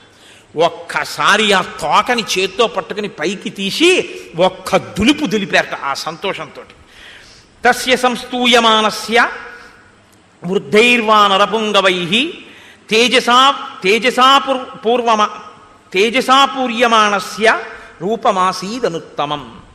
ఆ వృద్ధులైనటువంటి వానర పుంగవులు చేసినటువంటి స్తుతి చేత శాప విమోచనాన్ని పొందినటువంటి హనుమ తన బలపరాక్రమములు తాను తెలుసుకుని అపురూపమైనటువంటి రూపాన్ని పొందారు. ఇత పూర్వం వానరులు ఎవ్వరూ ఎప్పుడూ హనుమని ఎలా చూడలేదో అలాంటి స్వరూపాన్ని పొందారు. అంటే ఆయన ఆనందాన్ని పొంది తన బలం తన శక్తి తనకి తెలుస్తున్న కొద్దీ తను పెరిగిపోతున్నారు. అంతంత అంతంత అంతంత పెరిగిపోయి ఇప్పటి వరకు ఇలా చూసిన వాళ్ళు ఇలా ఇలా ఇలా ఇలా చూసేటట్టు పెరిగిపోతున్నారు. పర్వతకాయుడై అంతెత్తు పెరిగిపోయి యదా విజృంభతే సింహో విరుద్ధో గిరిగహ్వరే మారుత శౌరస పుత్ర తథా సంప్రతి జృంభతే. ఏమి మాటలు వేసేస్తారండి మహర్షి. గుహలో లేచినటువంటి సింహం తెరచి ఉంచినటువంటి గుహలోంచి బయటికి వచ్చేటప్పుడు ఎలా ఉంటుందో అలా ఉన్నారట స్వామి. గుహ మూసి ఉందనుకోండి, లోపల సింహం ఎలా లేచి బయటకు వస్తుందో మీకేం కనపడదు. గుహ తెరిచి ఉంటేనే మీకు కనపడుతుంది కదండి. సింహం కుక్క లేచి పరిగెత్తినట్టు పరిగెత్తదు. కుక్క లేచింది అనుకోండి, లేచిందే తడవ అలా పరిగెత్తుకుపోతుంది. ఓ పిల్లి లేచింది అనుకోండి, పడుకున్నది లేచి అలా పరిగెత్తుకుపోతుంది. ఓ ఆవు లేచింది అనుకోండి, పడుకున్నది లేచి మామూలుగా నిలబడుతుంది. సింహం లేస్తే అలా ఉండదు. సింహం పడుకున్నటువంటి సింహం కానీ ఇలా తల పక్కకి పెట్టి పడుకుంటుంది. ఇలాగ పడుకున్నటువంటి సింహం నిద్ర లేవాలనుకుందనుకోండి, ఒకసారి కళ్ళు రెండు బాగా తెరిచి ఇలా అని ఒక్కసారి గుహంతా కలయ చూసి లేచి నిలబడి ఒక్కసారి ముందు రెండు కాళ్ళ మీద ముందుకి సాగి ఒళ్ళు పూర్తిగా సాగతీసి ఒళ్ళు ఒక్కసారి ఆ నడుము ఆడించి తోక దులిపి నాలుక పైకి తీసి పెదవులు రెండు నాక్కుని జూలు విదల్చి నోరు తెరిచి ఒక్క గర్జన చేసి అడుగు తీసి అడుగు వేస్తూ బయటికి వస్తూ ఉంటే ఇంకా ఎదురుగుండా ఏ మృగం ఉండడానికి వీల్లేదు. అలా ఉంటుంది దాని టీవీ, దాని నడక. ఆ సింహం ఎలా బయటికి వస్తుందో గుహలో లేచి, అలా హనుమ కూడా ఒక్కసారి అటువంటి స్థితిని పొందారు. అంటే అలా లేచి ఆ ప్రతి కదలిక, ప్రతి పుంజుకోవడం, ఆ తోక జాడించడం, ఆ పైకి పెరుగుతుండడం, అది అపూర్వంగా ఇంతమంది వానరులు మన హనుమే అని ఆశ్చర్యపోతూ చూస్తూ అందరి చేతులు ఇలా కలుసుకున్నాయి. అంత గొప్ప స్వరూపాన్ని పొందుతున్నారు. ఆ ముఖం వంక చూశారట. అశోభత ముఖం తస్య జృంభమాణస్య ధీమతః అంబరీషమివాదీప్తం విధూమయివ పావకః. ఎర్రగా కాలిపోయిందనుకోండి పెనం, ఎలా ఉంటుందో అలా కాలిపోయిన ఎర్రటి ముఖంలా ఉన్నదట ఆయన యొక్క ముఖ తేజస్సు. పొగ లేకుండా ప్రకాశిస్తున్నటువంటి అగ్ని జ్వాల చాలా గొప్పగా ఉంటుంది. పొగ ఉన్నటువంటి అగ్ని జ్వాలకు అందం ఉండదు. పొగ అన్నది లేకుండా అగ్ని జ్వాల కానీ పైకి లేస్తోందనుకోండి, నాలుకలు చాపుతాడు అప్పుడు అగ్నిహోత్రుడు. అప్పుడు చూడాలి అందం. అసలు పూర్ణాహుతి అందం అంతా అప్పుడే. అసలు ఆ అగ్ని జ్వాల అలా లేవాలి. అంతెత్తు లేచి నాలుకలతో అందుకుంటాడు పూర్ణాహుతితో ఆయన. అంటే ఇలా నిలబడదు శిఖ, అగ్నిశిఖ నిలబడకుండా ఒక్కొక్కసారి. అందుకే పూర్ణాహుతి చేసేటప్పుడు పెద్ద అరటి దొప్ప వాడతారు. అది చూడండి, ప్రాణి బాగా పొడుగ్గా నాలుక ఉన్నటువంటి ప్రాణులు ఏం చేస్తాయంటే అంత దూరంలో ఉన్నదాన్ని చటుక్క నాలుక చాపి పట్టుకుంటాయి. అలా పూర్ణాహుతి దగ్గరికి వచ్చేటప్పటికి ఆయనే నాలుకలు చాపుతాడు. కాబట్టి ఇలా ఉన్న అగ్నిశిఖ ఇలా ఇలా ఊగుతుంది. ఊగి నాలుకలు చాపి పుచ్చుకుంటున్నాడా ఆ ఆజ్యధారని అన్నట్టుంటాడు. అలా పొగ లేకుండా పెరిగినటువంటి తేజస్సు ఎలా ఉంటుందో అలా ఉన్నట్టంటే అలా నిలబడి దీపపు ఒత్తి కాలినట్టు కాలడం కాదు, నాలుకలు కదుపుతూ అటు ఇటు ఊగుతున్న అగ్ని శిఖ ఎలా ఉంటుందో అలా ఊగుతోంది. అంటే ఇలా ఇలా శిరకంపనం చేసి ఇలా చూస్తూ ఇలా పెరిగిపోతున్నారు ఆయన. అంత పెరిగిపోతుంటే అభివాద్య హరీన్ వృద్ధాన్ హనుమాన్ ఇదమబ్రవీత్. అక్కడ ఉన్నటువంటి ఆ వానరులందరికీ, వానరుల యొక్క పెద్దలకి ఇంత పెరిగిన వారు నమస్కారం చేశారు. ఇది ఆయన వినయం. ఒక్క నమస్కారం చేసి అక్కడ ఉన్న పెద్దలందరికీ తను చెప్తున్నారు.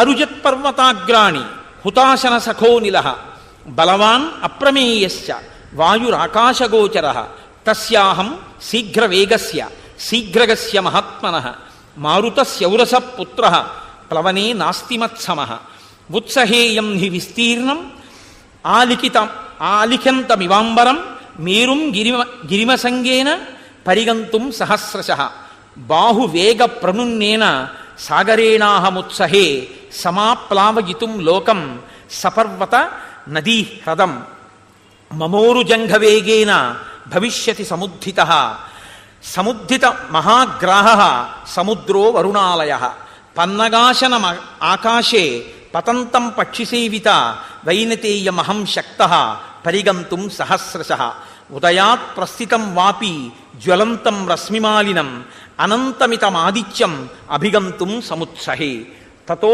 భూమిం అసంస్పృశ్య పునరాగంతుముత్సహే ప్రవేగేనైవ మహతా భీమేన ప్లవగర్షభాః పర్వతాంశ్చూర్ణయిష్యామి ప్లవమాన ప్లవంగమాః హరిష్యాం యూరువేగేన ప్లవమానో మహార్ణవం లతానాం వివిధం పుష్పం పాదపానాం చ సర్వశః అనుయాస్యంతి మామద్య ప్లవమానం విహాయస భవిష్యతి హిమే పంథాః స్వాతేః పంథా ఇవాంబరే అహం ద్రక్ష్యామి వైదేహీం ప్రమోదధ్వం ప్లవంగమాః. ఆయన ప్రతిజ్ఞ చేస్తున్నారు. ఆ వానరులందరి వంక చూసి, నేను నా యొక్క బలం ఎటువంటిదో మీకందరికీ చెప్తున్నాను వినండి. ఇది గొప్పకి చెప్తున్నది కాదు. నా బలం ఎటువంటిదో, నా తేజస్సు ఎటువంటిదో మీరు తెలుసుకుంటే మీకు నేను సీతమ్మ తల్లి దర్శనం చేసి వస్తాను, మీ ప్రాణముల గురించి మీకు భయం లేదన్న విషయం తెలుస్తుంది. నేను ఈ పర్వతముల యొక్క శిఖరములన్నిటినీ కూడా నా వక్షస్థలంతో కొట్టి చూర్ణం చేసేయగలను. అపారమైనటువంటి తేజస్సుతో ఆకాశాన్ని చుంబిస్తోందా అన్నట్టుగా పెరిగినటువంటి మేరు పర్వతానికి ఆగకుండా అపార వేగంతో కొన్ని వేల మార్లు ప్రదక్షిణం చెయ్యగలను. ఆకాశంలో అపారమైన వేగంతో వచ్చినటువంటి వైనుతేయుడైన గరుత్మంతుడు సముద్రంలో ఉన్న పాములను అపహరించి తీసుకుని వెళ్ళిపోతుండగా ఆ గరుత్మంతుడికి కొన్ని వేల పర్యాయములు ప్రదక్షిణం చెయ్యగలను. నేను ఈ సముద్రం నుంచి ఎగిరి వెళ్ళిపోతున్నప్పుడు నా తొడల వేగం చేత ఈ సముద్రంలో ఉన్న జలరాశి చాప చుట్టినట్టు పైకి లేచిపోతే సముద్రం లోపల ఉండేటటువంటి జలచరములన్నీ మీ కంటికి కనపడతాయి. అంత వేగంతో ఈ సముద్రాన్ని చాప చుట్టగలను.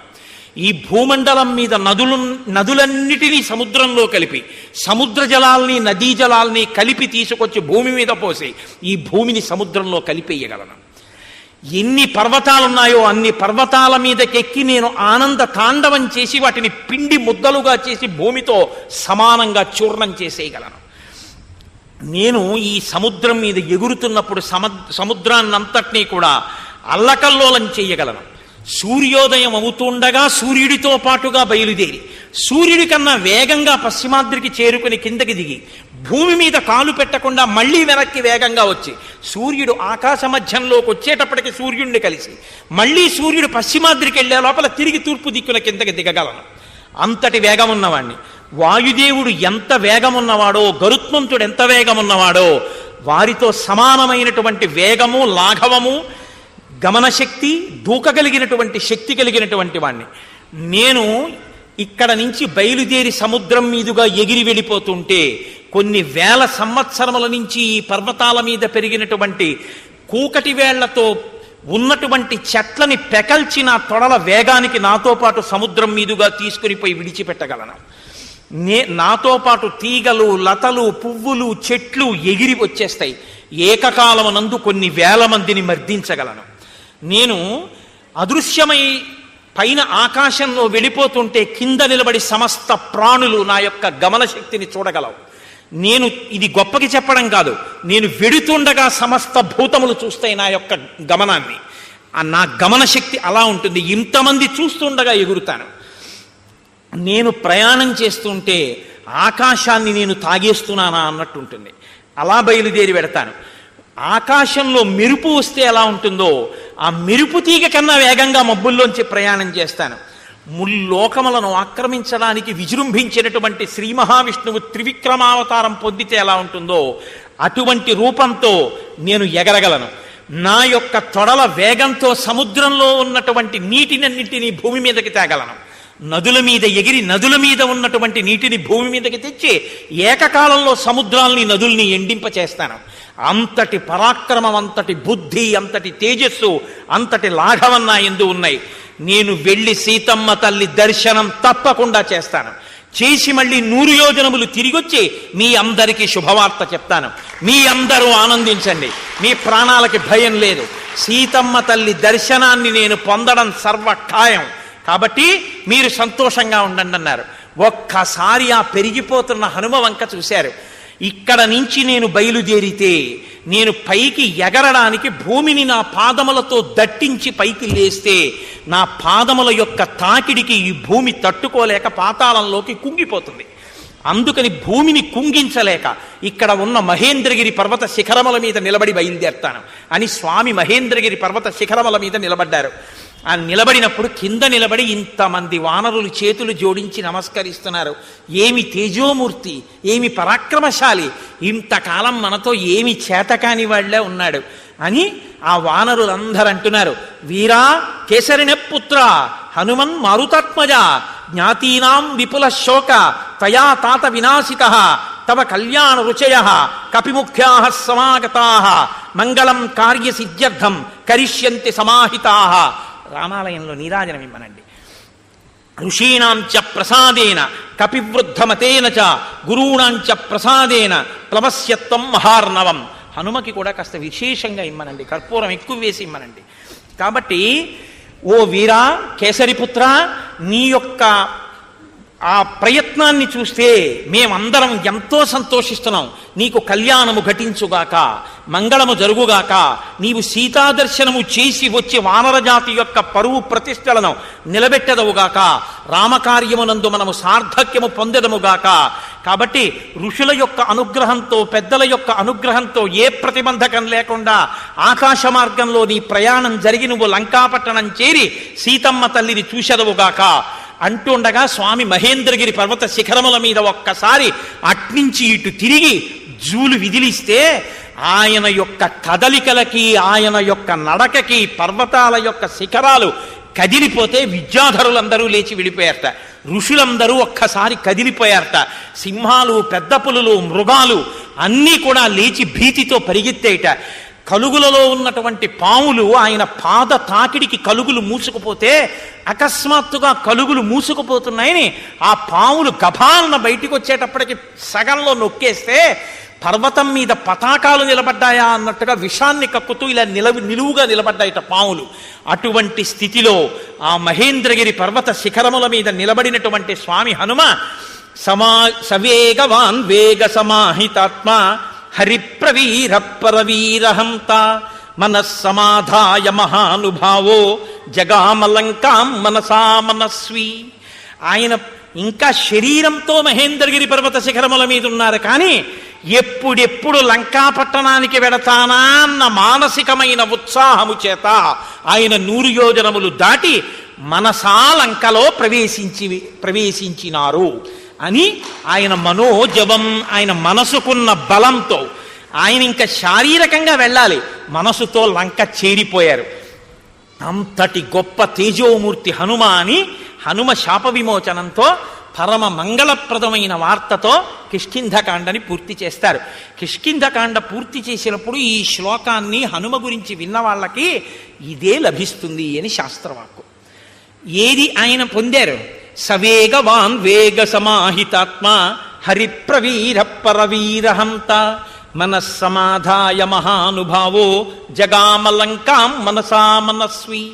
ఒక్కొక్కడికి చూడండి శరీరంలో మంచి బలం ఉంటుంది, కానీ ఒరే ఈ పని చేద్దాం రా అన్నారనుకోండి, అబ్బో చేయగలమండి, కాలు జారిపోతే అంటాడు. అంటే మనసు బలహీనం. బలం ఉంటుంది కానీ వాడి బతుకంతా భయంతోనే సరిపోతుంది. ఒక్కొక్కడికి శరీర బలం ఉండదు. నిజానికి ఆయన శరీరంలో చాలా ఇబ్బందులు ఉంటాయి, కానీ ఆయన అసామాన్యమైనటువంటి పనులు చేస్తుంటాడు. ఎందుకంటే ఆయన మనసుకున్న బలం అటువంటిది. మనోజవం మరుతతుల్య వేగం.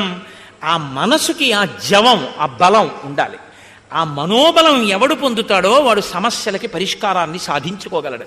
కిష్కింధకాండ చివరలో మహర్షి మనసుతో చేరిపోయినటువంటి హనుమ యొక్క వైభవాన్ని కీర్తిస్తూ కిష్కింధకాండని పరిసమాప్తం చేశారు. రేపటి నుంచి సుందరకాండ ప్రారంభమవుతుంది. సుందరకాండ అద్భుతమైనటువంటి కాండ, ఉపాసన కాండ. అసలు స్వామి మహేంద్రగిరి పర్వత శిఖరముల మీద నించుని ఇక అక్కడి నుంచి బయలుదేరడానికి మొదలుపెట్టినటువంటి శ్లోకంలో రావణ అన్న చోట వా బీజాక్షరంతో మొదలు అత్యద్భుతమైనటువంటి కాండ సుందరకాండ. సుందరకాండే రేపు స్వామి బయలుదేరి ఆకాశ మార్గంలో బయలుదేరడాన్ని చూపిస్తారు మహర్షి. రేపటి నుంచి సుందరకాండని సమయాన్ని సక్రమంగా వినియోగించుకోవడం కోసం 6:30కి ప్రవచన ప్రారంభమైపోతుంది. అంటే ప్రవచనానికి ముందు చేసేటటువంటి ప్రార్థనా శ్లోకాలు కూడా 6:30కి ముందు అయిపోతాయి. అంటే గురువందనం అవి 6:20కే ప్రారంభింపబడతాయి.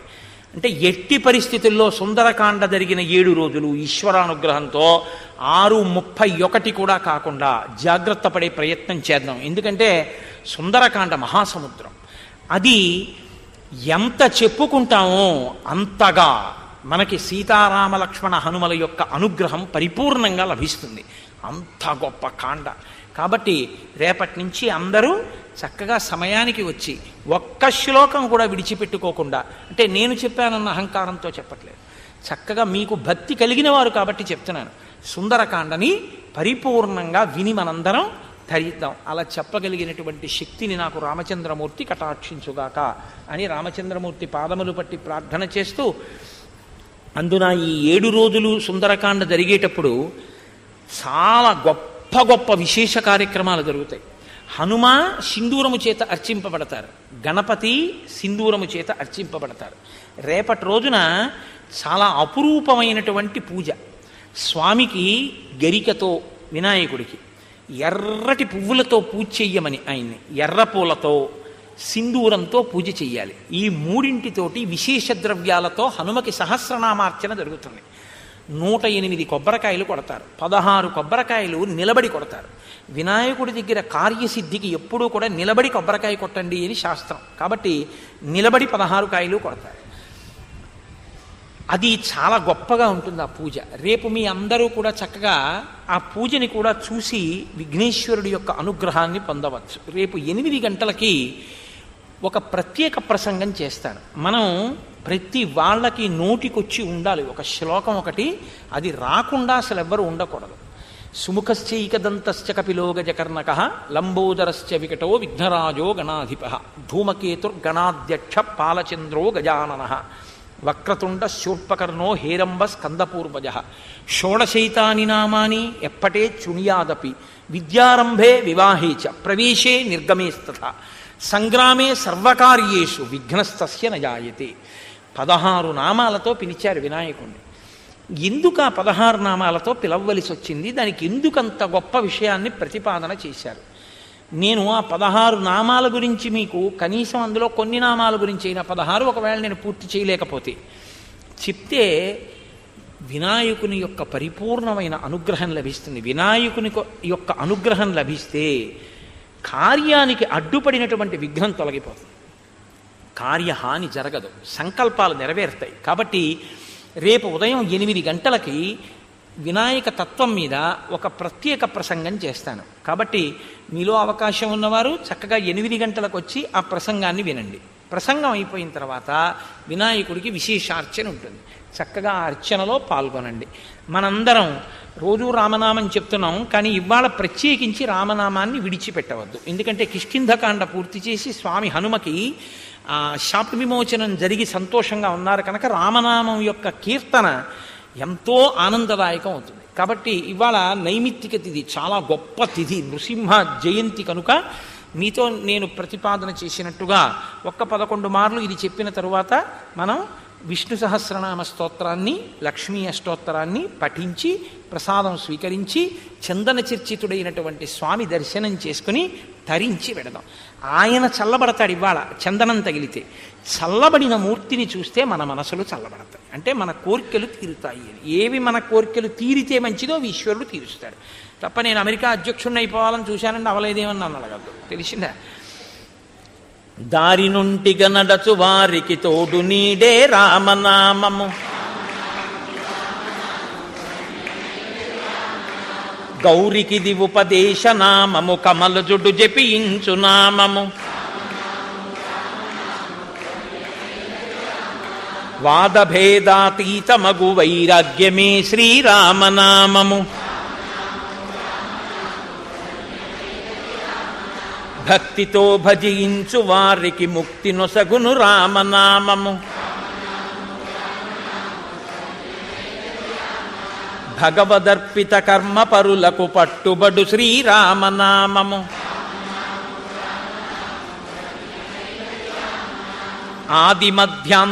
ఆదిమధ్యాంతాదిరహిత యనాది సిద్ధము రామనామము, సకల జీవులలోన వెలిగే సాక్షిభూతము రామనామము,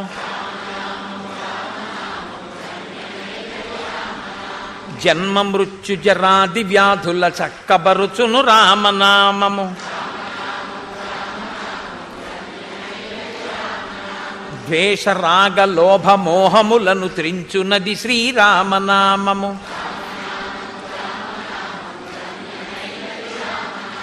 ఆంజనేయుని వంటి భక్తులకాశ్రయము శ్రీరామనామము, సృష్టి స్థితి లయ కారణం బగు సూక్ష్మరూపము రామనామము, శిష్టజనముల దివ్య దృష్టికి స్పష్టమగు శ్రీరామనామము,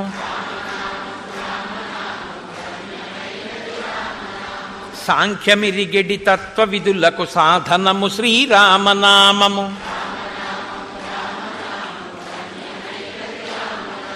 యుద్ధమందు మహోగ్ర రాక్షస యాగధంసము రామనామము,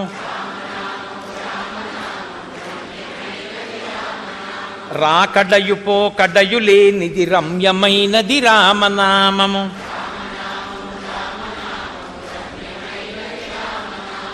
ఆత్మ సంయమ యోగ సిద్ధికి ఆయుధము శ్రీరామనామము,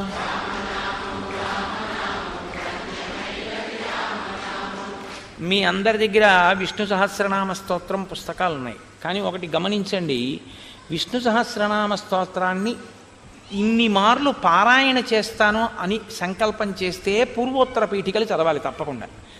అలా కాకపోతే క్షీరోధన్వత్ ప్రదేశే దగ్గర మొదలుపెట్టి వనమాలి గదీశాంగి వరకు చదివితే సరిపోతుంది. కాబట్టి ప్రార్థనా శ్లోకాలంటే మేఘశ్యామం పీత కౌశేయవాసం శాంతాకారం భుజగశయనం అవి కూడా చదువుతాం. కాబట్టి మీరు ఆ ఒరవడిలో చదవండి. నేను చదువుతుంటాను, నాతో కలిపి చదివేయచ్చు. మీ అందరికీ విష్ణు సహస్రం వచ్చిందే కాబట్టి అది నేనని మీరు అనక్కర్లేదు. కానీ ఇది శృంగగిరి పీఠం. శృంగగిరి పీఠానికి దీనికి అభేదం. ఎందుకంటే అది తండ్రి, ఇది కొడుకు, అది బింబం, ఇది ప్రతిబింబం. కాబట్టి ఇక్కడ ప్రారంభం చేసి చదివేటప్పుడు శంకర భగవత్పాదాచార్య స్వామి వారు స్థాపించినటువంటి పీఠాల యొక్క శాఖలు కనుక ఇక్కడ మనం ఎప్పుడూ కూడా అద్వైత ప్రసిద్ధమైనటువంటి ఆచార్యులకి ముందు నమస్కారం చేస్తే తప్ప ఏదీ చేయకూడదు. గురువందనం చెయ్యాలి. కాబట్టి నేను మీతో మనవి చేశాను, సదాశివ సమారంభాం శంకరాచార్య మధ్యమాం అస్మదాచార్య పర్యంతాం వందే గురు పరంపరాం. ముందు 2 శ్లోకాలు నేను చెప్తాను, మీరు అనండి. అన్న తర్వాత మనం విష్ణు సహస్రాన్ని ప్రారంభం చేద్దాం. కాబట్టి ఇప్పుడు అనండి. శుక్లాంబరధరం విష్ణుం శశివర్ణం చతుర్భుజం ప్రసన్నవదనం ధ్యాయేత్ సర్వవిఘ్నోపశాంతయేత్ సదాశివసమారంభాం శంకరాచార్యమధ్యమాం అస్మదాచార్యపర్యంతాం వందే గురుపరంపరాం. వేరొక మాట అనండి, అది 2 మాటలు అనాలి, ఒక సూర్యోదయం నుంచి ఇంకో సూర్యోదయం లోపల అని. కాబట్టి సదాశివ సమారంభాం శంకరాచార్య మధ్యమాం అస్మదాచార్య పర్యంతాం వందే గురు పరంపరాం. దీంతో పాటు నాకు ఒక్క కోరిక ఉంది. మీరు నా కోరిక తీర్చగలిగితే నేను ఎంతో సంతోషిస్తాను.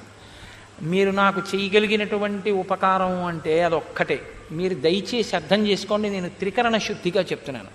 నాకు మీరు ఏ బహుమానాలు ఇవ్వక్కర్లేదు. నేను ఏదో అది నోటి మాటగా చెప్తున్నవాడిని కాదు.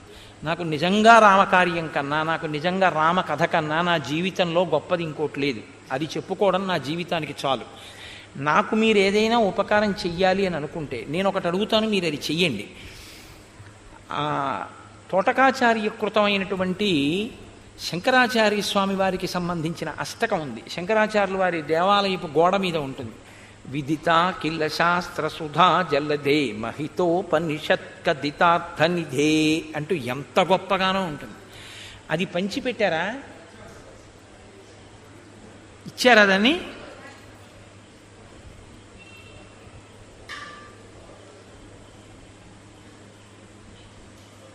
ఇంకా తయారవుతోంది. తోటకాష్టకం ఇక్కడ కూడా అందరికీ ఇవ్వండి, కొంచెం భారీగా తయారు చేయించి. ఆ తోటకాష్టకం మీ అందరికీ ఆ ప్రతులు అందుతాయమ్మా. మన అందరం కూడా శంకరాచార్య స్వామి వారి పీఠాల్లో ఒక మర్యాద ఉంటుంది. ఏంటంటే కార్యక్రమం అయిపోయాక శంకర భగవత్పాదులకి కూడా ఇక్కడ నీరాజనం ఇచ్చి మనం ఏం చేయాలంటే గురువందనం చిట్ట చివర అందరం కలిసి అలా చెయ్యాలి. ఎందుకంటే గురుపాదుకలకి చేసేటప్పుడు పై వస్త్రం లేకుండా చేస్తాం. కానీ విదితాకిల శాస్త్ర సుధాజలదే చెప్తే వంగి భూమిని ముట్టుకుంటాం కుడి చేత్తో. అది మీరు ఆ ప్రతులు అందిన తర్వాత నేను ప్రతిరోజు ఒక్క 4-5 రోజుల పాటు దాన్ని చదివించి నమస్కారం చేయిస్తాను. చక్కగా సుందరకాండ మధ్యలో అది అందే ప్రయత్నం చేస్తే ప్రతిరోజు మనం తోటకాష్టకంతో అందరం కంఠం కలిపి చదివి నమస్కరిస్తే ఇన్ని కంఠాలతో తోటకాష్టకం వింటే అదొక్కటే నేను కోరుకునేటటువంటి ప్రతిఫలం. ఇంతమంది కలిసి చదివితే నేను పొంగిపోతాను. ఇవాళ వెళ్ళేటప్పుడు అందరికీ తోటకాష్టకం ఇస్తారు, మీరు ఇంటి దగ్గర కూడా చదవండి. నేను 1-2 రోజులు పోయిన తర్వాత ప్రతిరోజు ఆ తోటకాష్టకం చేయిస్తాను. ఇంకెంత, ఇంకొక 14 రోజులేగా. 14వ రోజు పట్టాభిషేక సర్గ కాబట్టి 13 రోజులు ఏ ప్రసంగం ఉండేది. కాబట్టి సుందరకాండ, యుద్ధకాండ 7, 6, 13, 14వ రోజున పట్టాభిషేకమే. కాబట్టి చక్కగా మనం ఈ కాలాన్ని సద్వినియోగం చేసుకుని శంకర భగవత్పాదులకి తోటకాష్టకంతో నమస్కరిద్దాం. ఇప్పుడు మంచిదే, ఇవాళ ఇస్తున్నారా? ఇప్పుడు స్వామి ప్రార్థనా శ్లోకాలు చెప్పండి, కలిపి చెప్పండి. అమ్మ తొందరపడిపోయి ఒకళ్ళు ముందుకి ఒకళ్ళు వెనక్కి అలా వద్దు. అన్ని కంఠాలు ఒక్క కంఠంలాగే వినపడాలి. బయట వినేవాళ్ళకి అనుష్టుప్ ఛందస్సు ఎలా చలాలో అలాగే చదవండి అంతే. శాంతాకారం భుజగశయనం పద్మనాభం సురేశం కంఠం కలిపి చెప్పేసేయండి.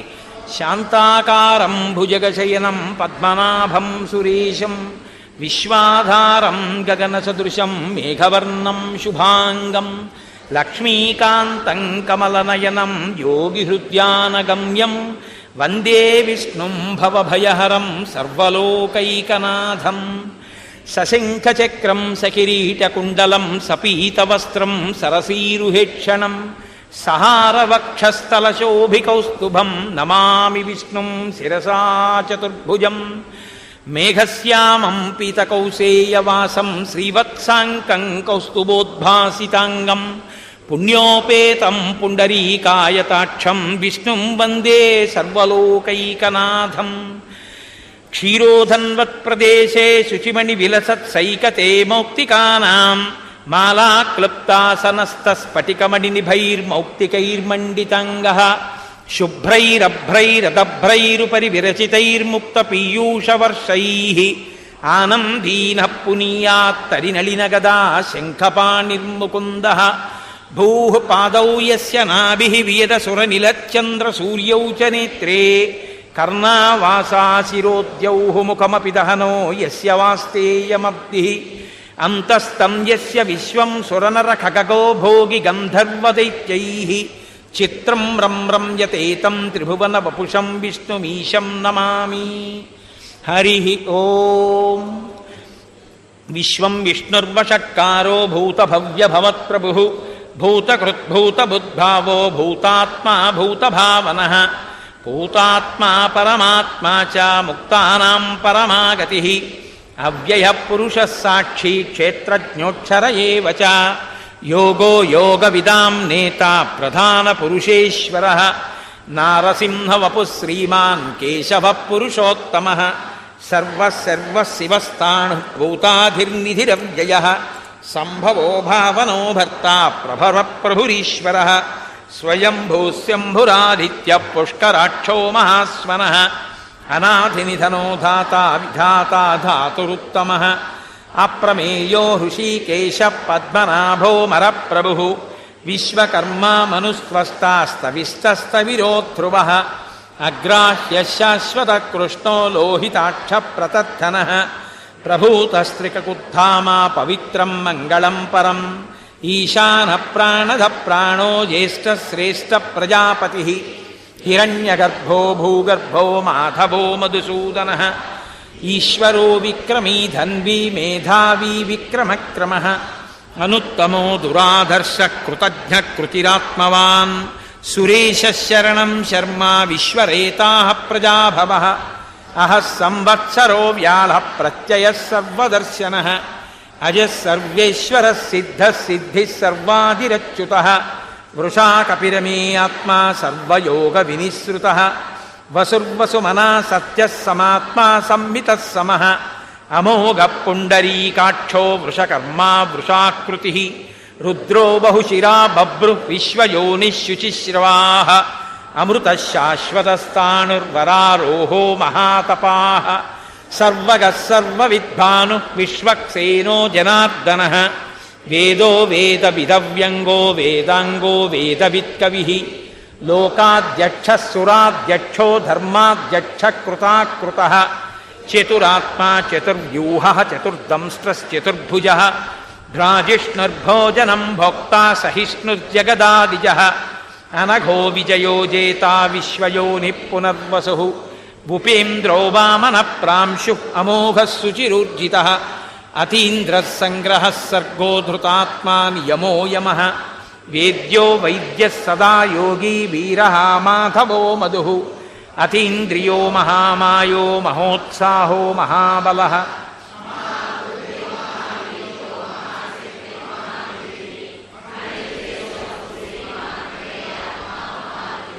మహేశ్వాసో మహీభర్త శ్రీనివాసः సతాంగతిః అనిరుద్ధः సురానందో గోవిందో గోవిదాంపతిః మరీచిర్దమనో హంసः సుపర్ణో భుజగోత్తమः హిరణ్యనాభः సుతపాః పద్మనాభः ప్రజాపతిः అమృత్యుः సర్వదృక్సింహः సంధాతా సంధిమాన్ స్థిరः అజో దుర్మర్షణः శాస్తా విశ్రుతాత్మా సురారిః గురుర్గురుతమో ధామ సత్యः సత్యపరాక్రమः నిమిషో నిమిషస్వగ్రీవాచస్పతిరుదారదీః అగ్రణీర్గ్రామణీ శ్రీమాన్ న్యాయో నేతా సమీరణः సహస్రమూర్ధా విశ్వాత్మా సహస్రాక్షः సహస్రపాత్ ఆవర్తనో నివృత్తాత్మా సంవృతः సంప్రమర్థనः అహః సంవర్తకో వహ్ని అనిలోధరణీధరः సుప్రసాద ప్రసన్నాత్మా విశ్వసృగ్విశ్వభుగ్విభుః సత్కర్తా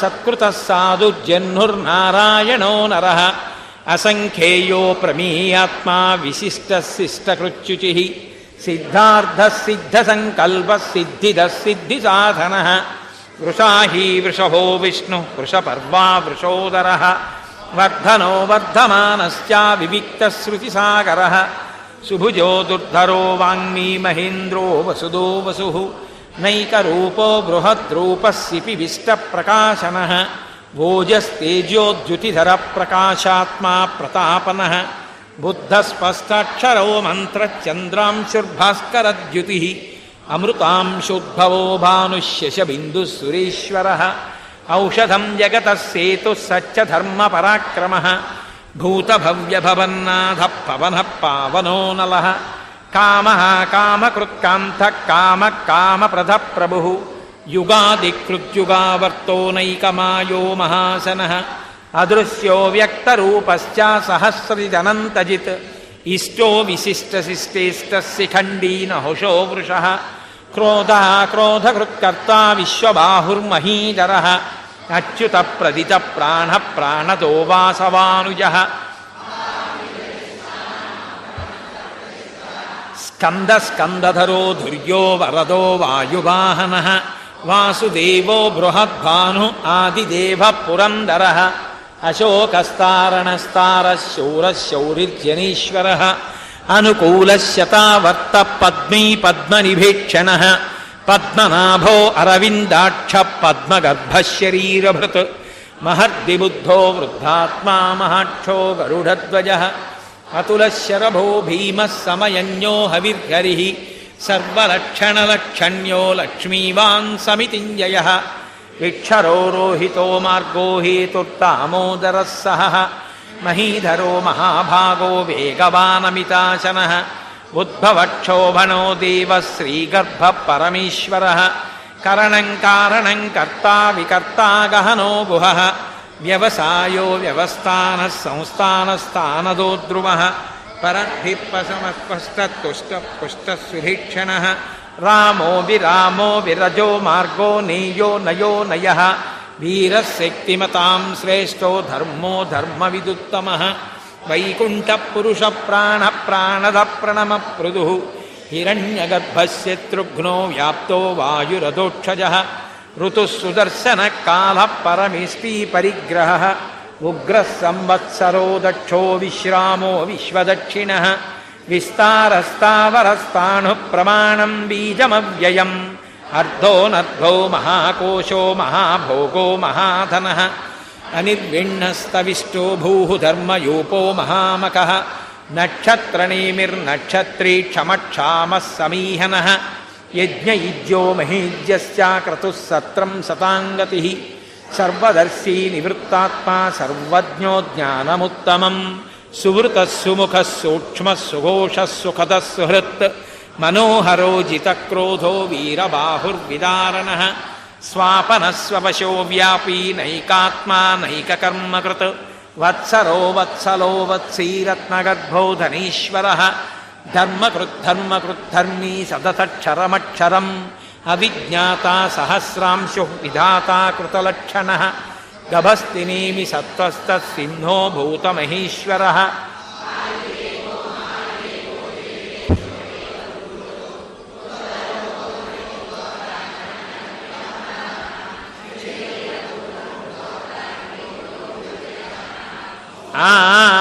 అక్కడే అందరి ఊపిరి ఒక్కసారే ఆగాలి. సోమ పోమృ తపస్సోమ పురుజిత్ పురుషత్తమ అన్నారనుకోండి, అని తీసే ఊపిరిలో ఇంకోళ్ళు చదవడం వినపడకూడదు. అందరి ఊపిరి వినపడుతూ సంధ్యారంభ విజృంభితం అంటారు శంకర భగవత్పాదులు.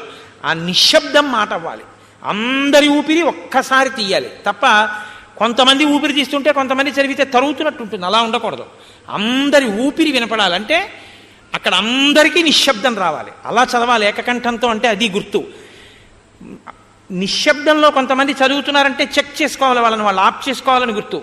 ఇప్పుడు చెప్పండి మళ్ళీ. హరి ఓం సోమ పోమృ తపస్సోమ పురుజిత్ పురుషత్తమ యోజయ సత్యసంధోదాశార్హ సాత్వతాం పతి జీవో వినయితా సాక్షీ ముకుందో అమిత విక్రమ అంబో నిధిరనంతాత్మా మహోదదిశయోంతక అజో మహార్హ స్వాభావ్యోజితామిత్ర ప్రమోదన ఆనందో నందనో నంద సత్యధర్మా త్రివిక్రమ మహర్షి కపిలాచార్య కృతజ్ఞో మేదినీపతి త్రిపదస్త్రిదశాధ్యక్ష మహాశృంగ కృతాంతకృత్ మహావరాహో గోవింద సుషేణ కనకాంగదీ గుహ్యో గభీరో గహనో గుప్తశ్చక్ర గదాధర వేదాస్వాంగోజిత కృష్ణో దృఢ సంకర్షణోచ్యుత వరుణో వారుణో వృక్ష పుష్కర మహామనాః భగవాన్ భగవానందీవనమాలీ హలాయుధ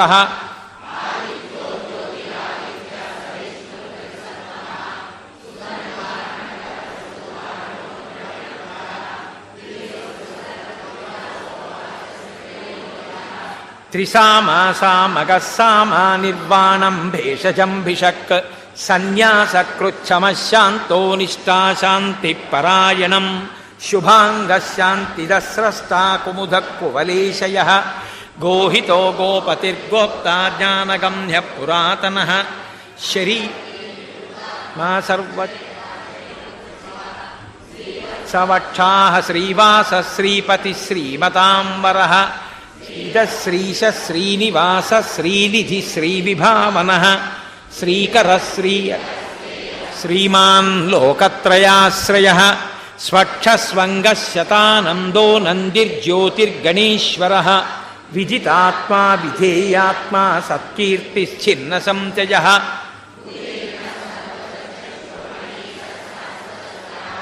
భూషయో భూషణో భూతిర్విశోకశోకనాశన అర్చిష్మానర్చిత కుంభో విశుద్ధాత్మా విశోధన అనిరుద్ధో ప్రతిరథ ప్రద్యుమ్నో అమిత విక్రమ అంబో శూరజనీశ్వర త్రిలోకాత్మా త్రిలోకేశ కేశవ కేశిహా హరి కామదేవ కామపాల కామీకాంత కృతాగమ అనిర్దేశ్య వపుర్విష్ణుర్వీరోనంతో ధనంజయ బ్రహ్మణ్యో బ్రహ్మకృద్బ్రహ్మ బ్రహ్మ బ్రహ్మ వివర్ధన బ్రహ్మవిద్బ్రాహ్మణో బ్రహ్మీ బ్రహ్మజ్ఞో బ్రాహ్మణ ప్రియ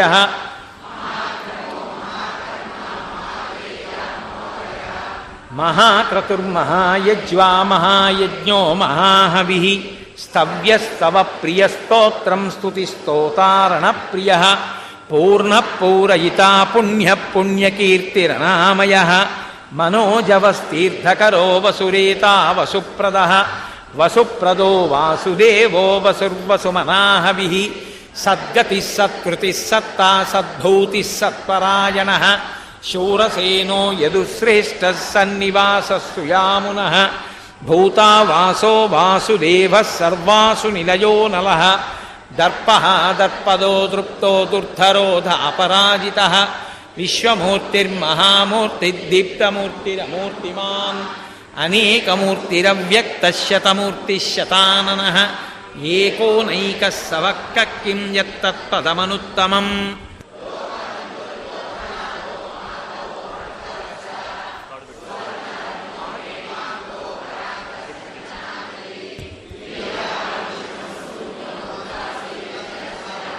అమానీమానదో మాన్యోద్వామీ త్రిలోకధృత్ సుమేధా మేధజోధన్యః సత్యమేధాధరాధర తేజో వృషోద్యుతిధరः సర్వశస్త్రభృతాంబరः ప్రగ్రహో నిగ్రహో వ్యగ్రో నైకశృంగో గదాగ్రజः చతుర్మూర్తిశ్చతుర్బాహుః చతుర్వ్యూహः చతుర్గతిः చతురాత్మా చతుర్భావः చతుర్వేద విదేకపాత్ సమావర్తో నివృత్తాత్మా దుర్జయో దురతిక్రమ దుర్లభో దుర్గమో దుర్గో దురావాసో దురారిహ శుభాంగో ఇంద్రకర్మ మహాకర్మ కృతకర్మ కృతాగమ ఉద్భవ సుందర సుందో రత్ననాభ సులోచన అర్కో వాజసనిశృంగీ జయంత సర్వవిద్యయీ సువర్ణబిందురక్షోభ్య సర్వవాగీశ్వరేశ్వర మహాహ్రదో మహాగత్తో మహాభూతో మహానిధి కుముద కుందర కుంద పర్జన్య పావనోనిల అమృతాశోమృతవపు సర్వజ్ఞ సర్వతోముఖ సులభ సువృత సిద్ధ శత్రుజిచ్ఛత్రుతాపన న్యగ్రోధోదుంభరో శ్వద్ధచాణూరాంధ్రనిషూదన సహస్రాక్షి సప్తజిహ్వ సప్తైధా సప్తవాహన అమూర్తిరనఘోచింత్యో భయక్రుద్ధయనాశన అణుర్బృహత్కృశస్థూలో గుణభృం నిర్గుణో మహాన్ అధృతస్వధృతస్వాశ్చ ప్రాగ్వంశో వంశవర్ధన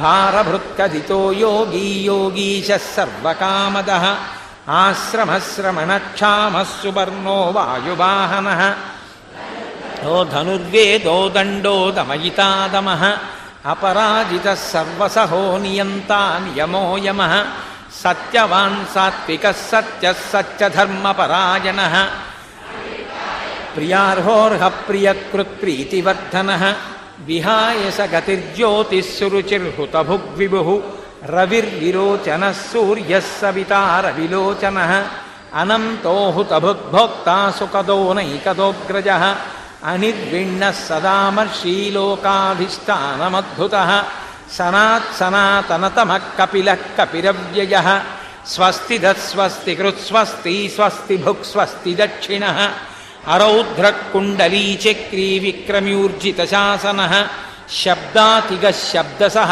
శిశిరశర్వరీకర అక్రూర పేశలో దక్షో దక్షిణక్షమిణాంబర విద్వత్తమో వీతభయ పుణ్యశ్రవణకీర్తన ఉత్తారణో దుష్కృతి పుణ్యో దుస్వప్ననాశన వీర రక్షణ సంతో జీవన పర్యవస్థిత అనంతరూపోనంతశ్రీహిజితమన్యుర్భయాపహ చతురశ్రో గభీరాత్మా విదిశో వ్యాదిశో దిశ అనాదిర్భుర్భువో లక్ష్మీ సువీరో రుచిరాంగద జననో జన్మాధిభీమో భీమపరక్రమ ఆధారనిలయో ధాతా పుష్పహాస ప్రజాగర ఊర్ధ్వగ సత్పదాచార ప్రాణధ ప్రణవప్పణ ప్రమాణం ప్రాణనిలయ ప్రాణధృత్ ప్రాణజీవన తత్వం తత్వవిదేకాత్మా జన్మమృత్యుజరాతుగ భూర్భువస్వస్తరుస్తారः సవితా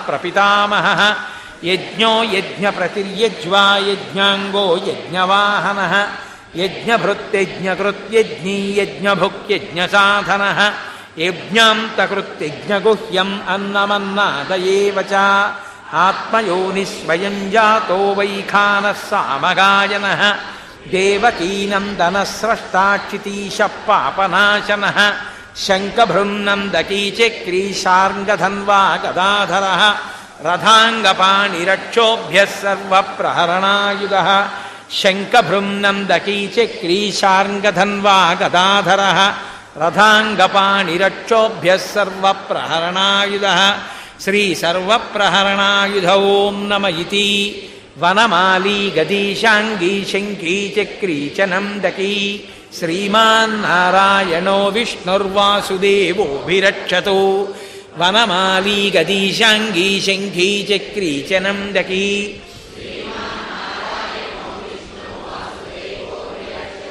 ఓం భగవన్నారాయణాభిమతానురూపస్వరూపరూపగుణ ఐశ్వర్యశీలాధి అనవధికాతిశజ అసంఖ్యేయ కళ్యాణగుణగణాం పద్మవనాలయాం భగవతీం శ్రియం దేవీం నిత్యానపాయనీం నిరవద్యాం దేవదేవ దివ్యమహిషీం అఖిలజగన్మాతరం అస్మన్మాతరం అశరణ్యశరణ్యాం అనన్యశరణః శరణమహం ప్రపద్యే వందే పద్మకరాం ప్రసన్నవదనాం సౌభాగ్యదాం భాగ్యదాం హస్తాభ్యామభయప్రదాం మణిగణైః నానావిధైర్భూషితాం భక్తాభీష్టఫలప్రదాం హరిహర బ్రహ్మాదిభిः సేవితాం పార్శ్వే పంకజశంఖపద్మనిధిభిः తాం సదాశక్తిభిः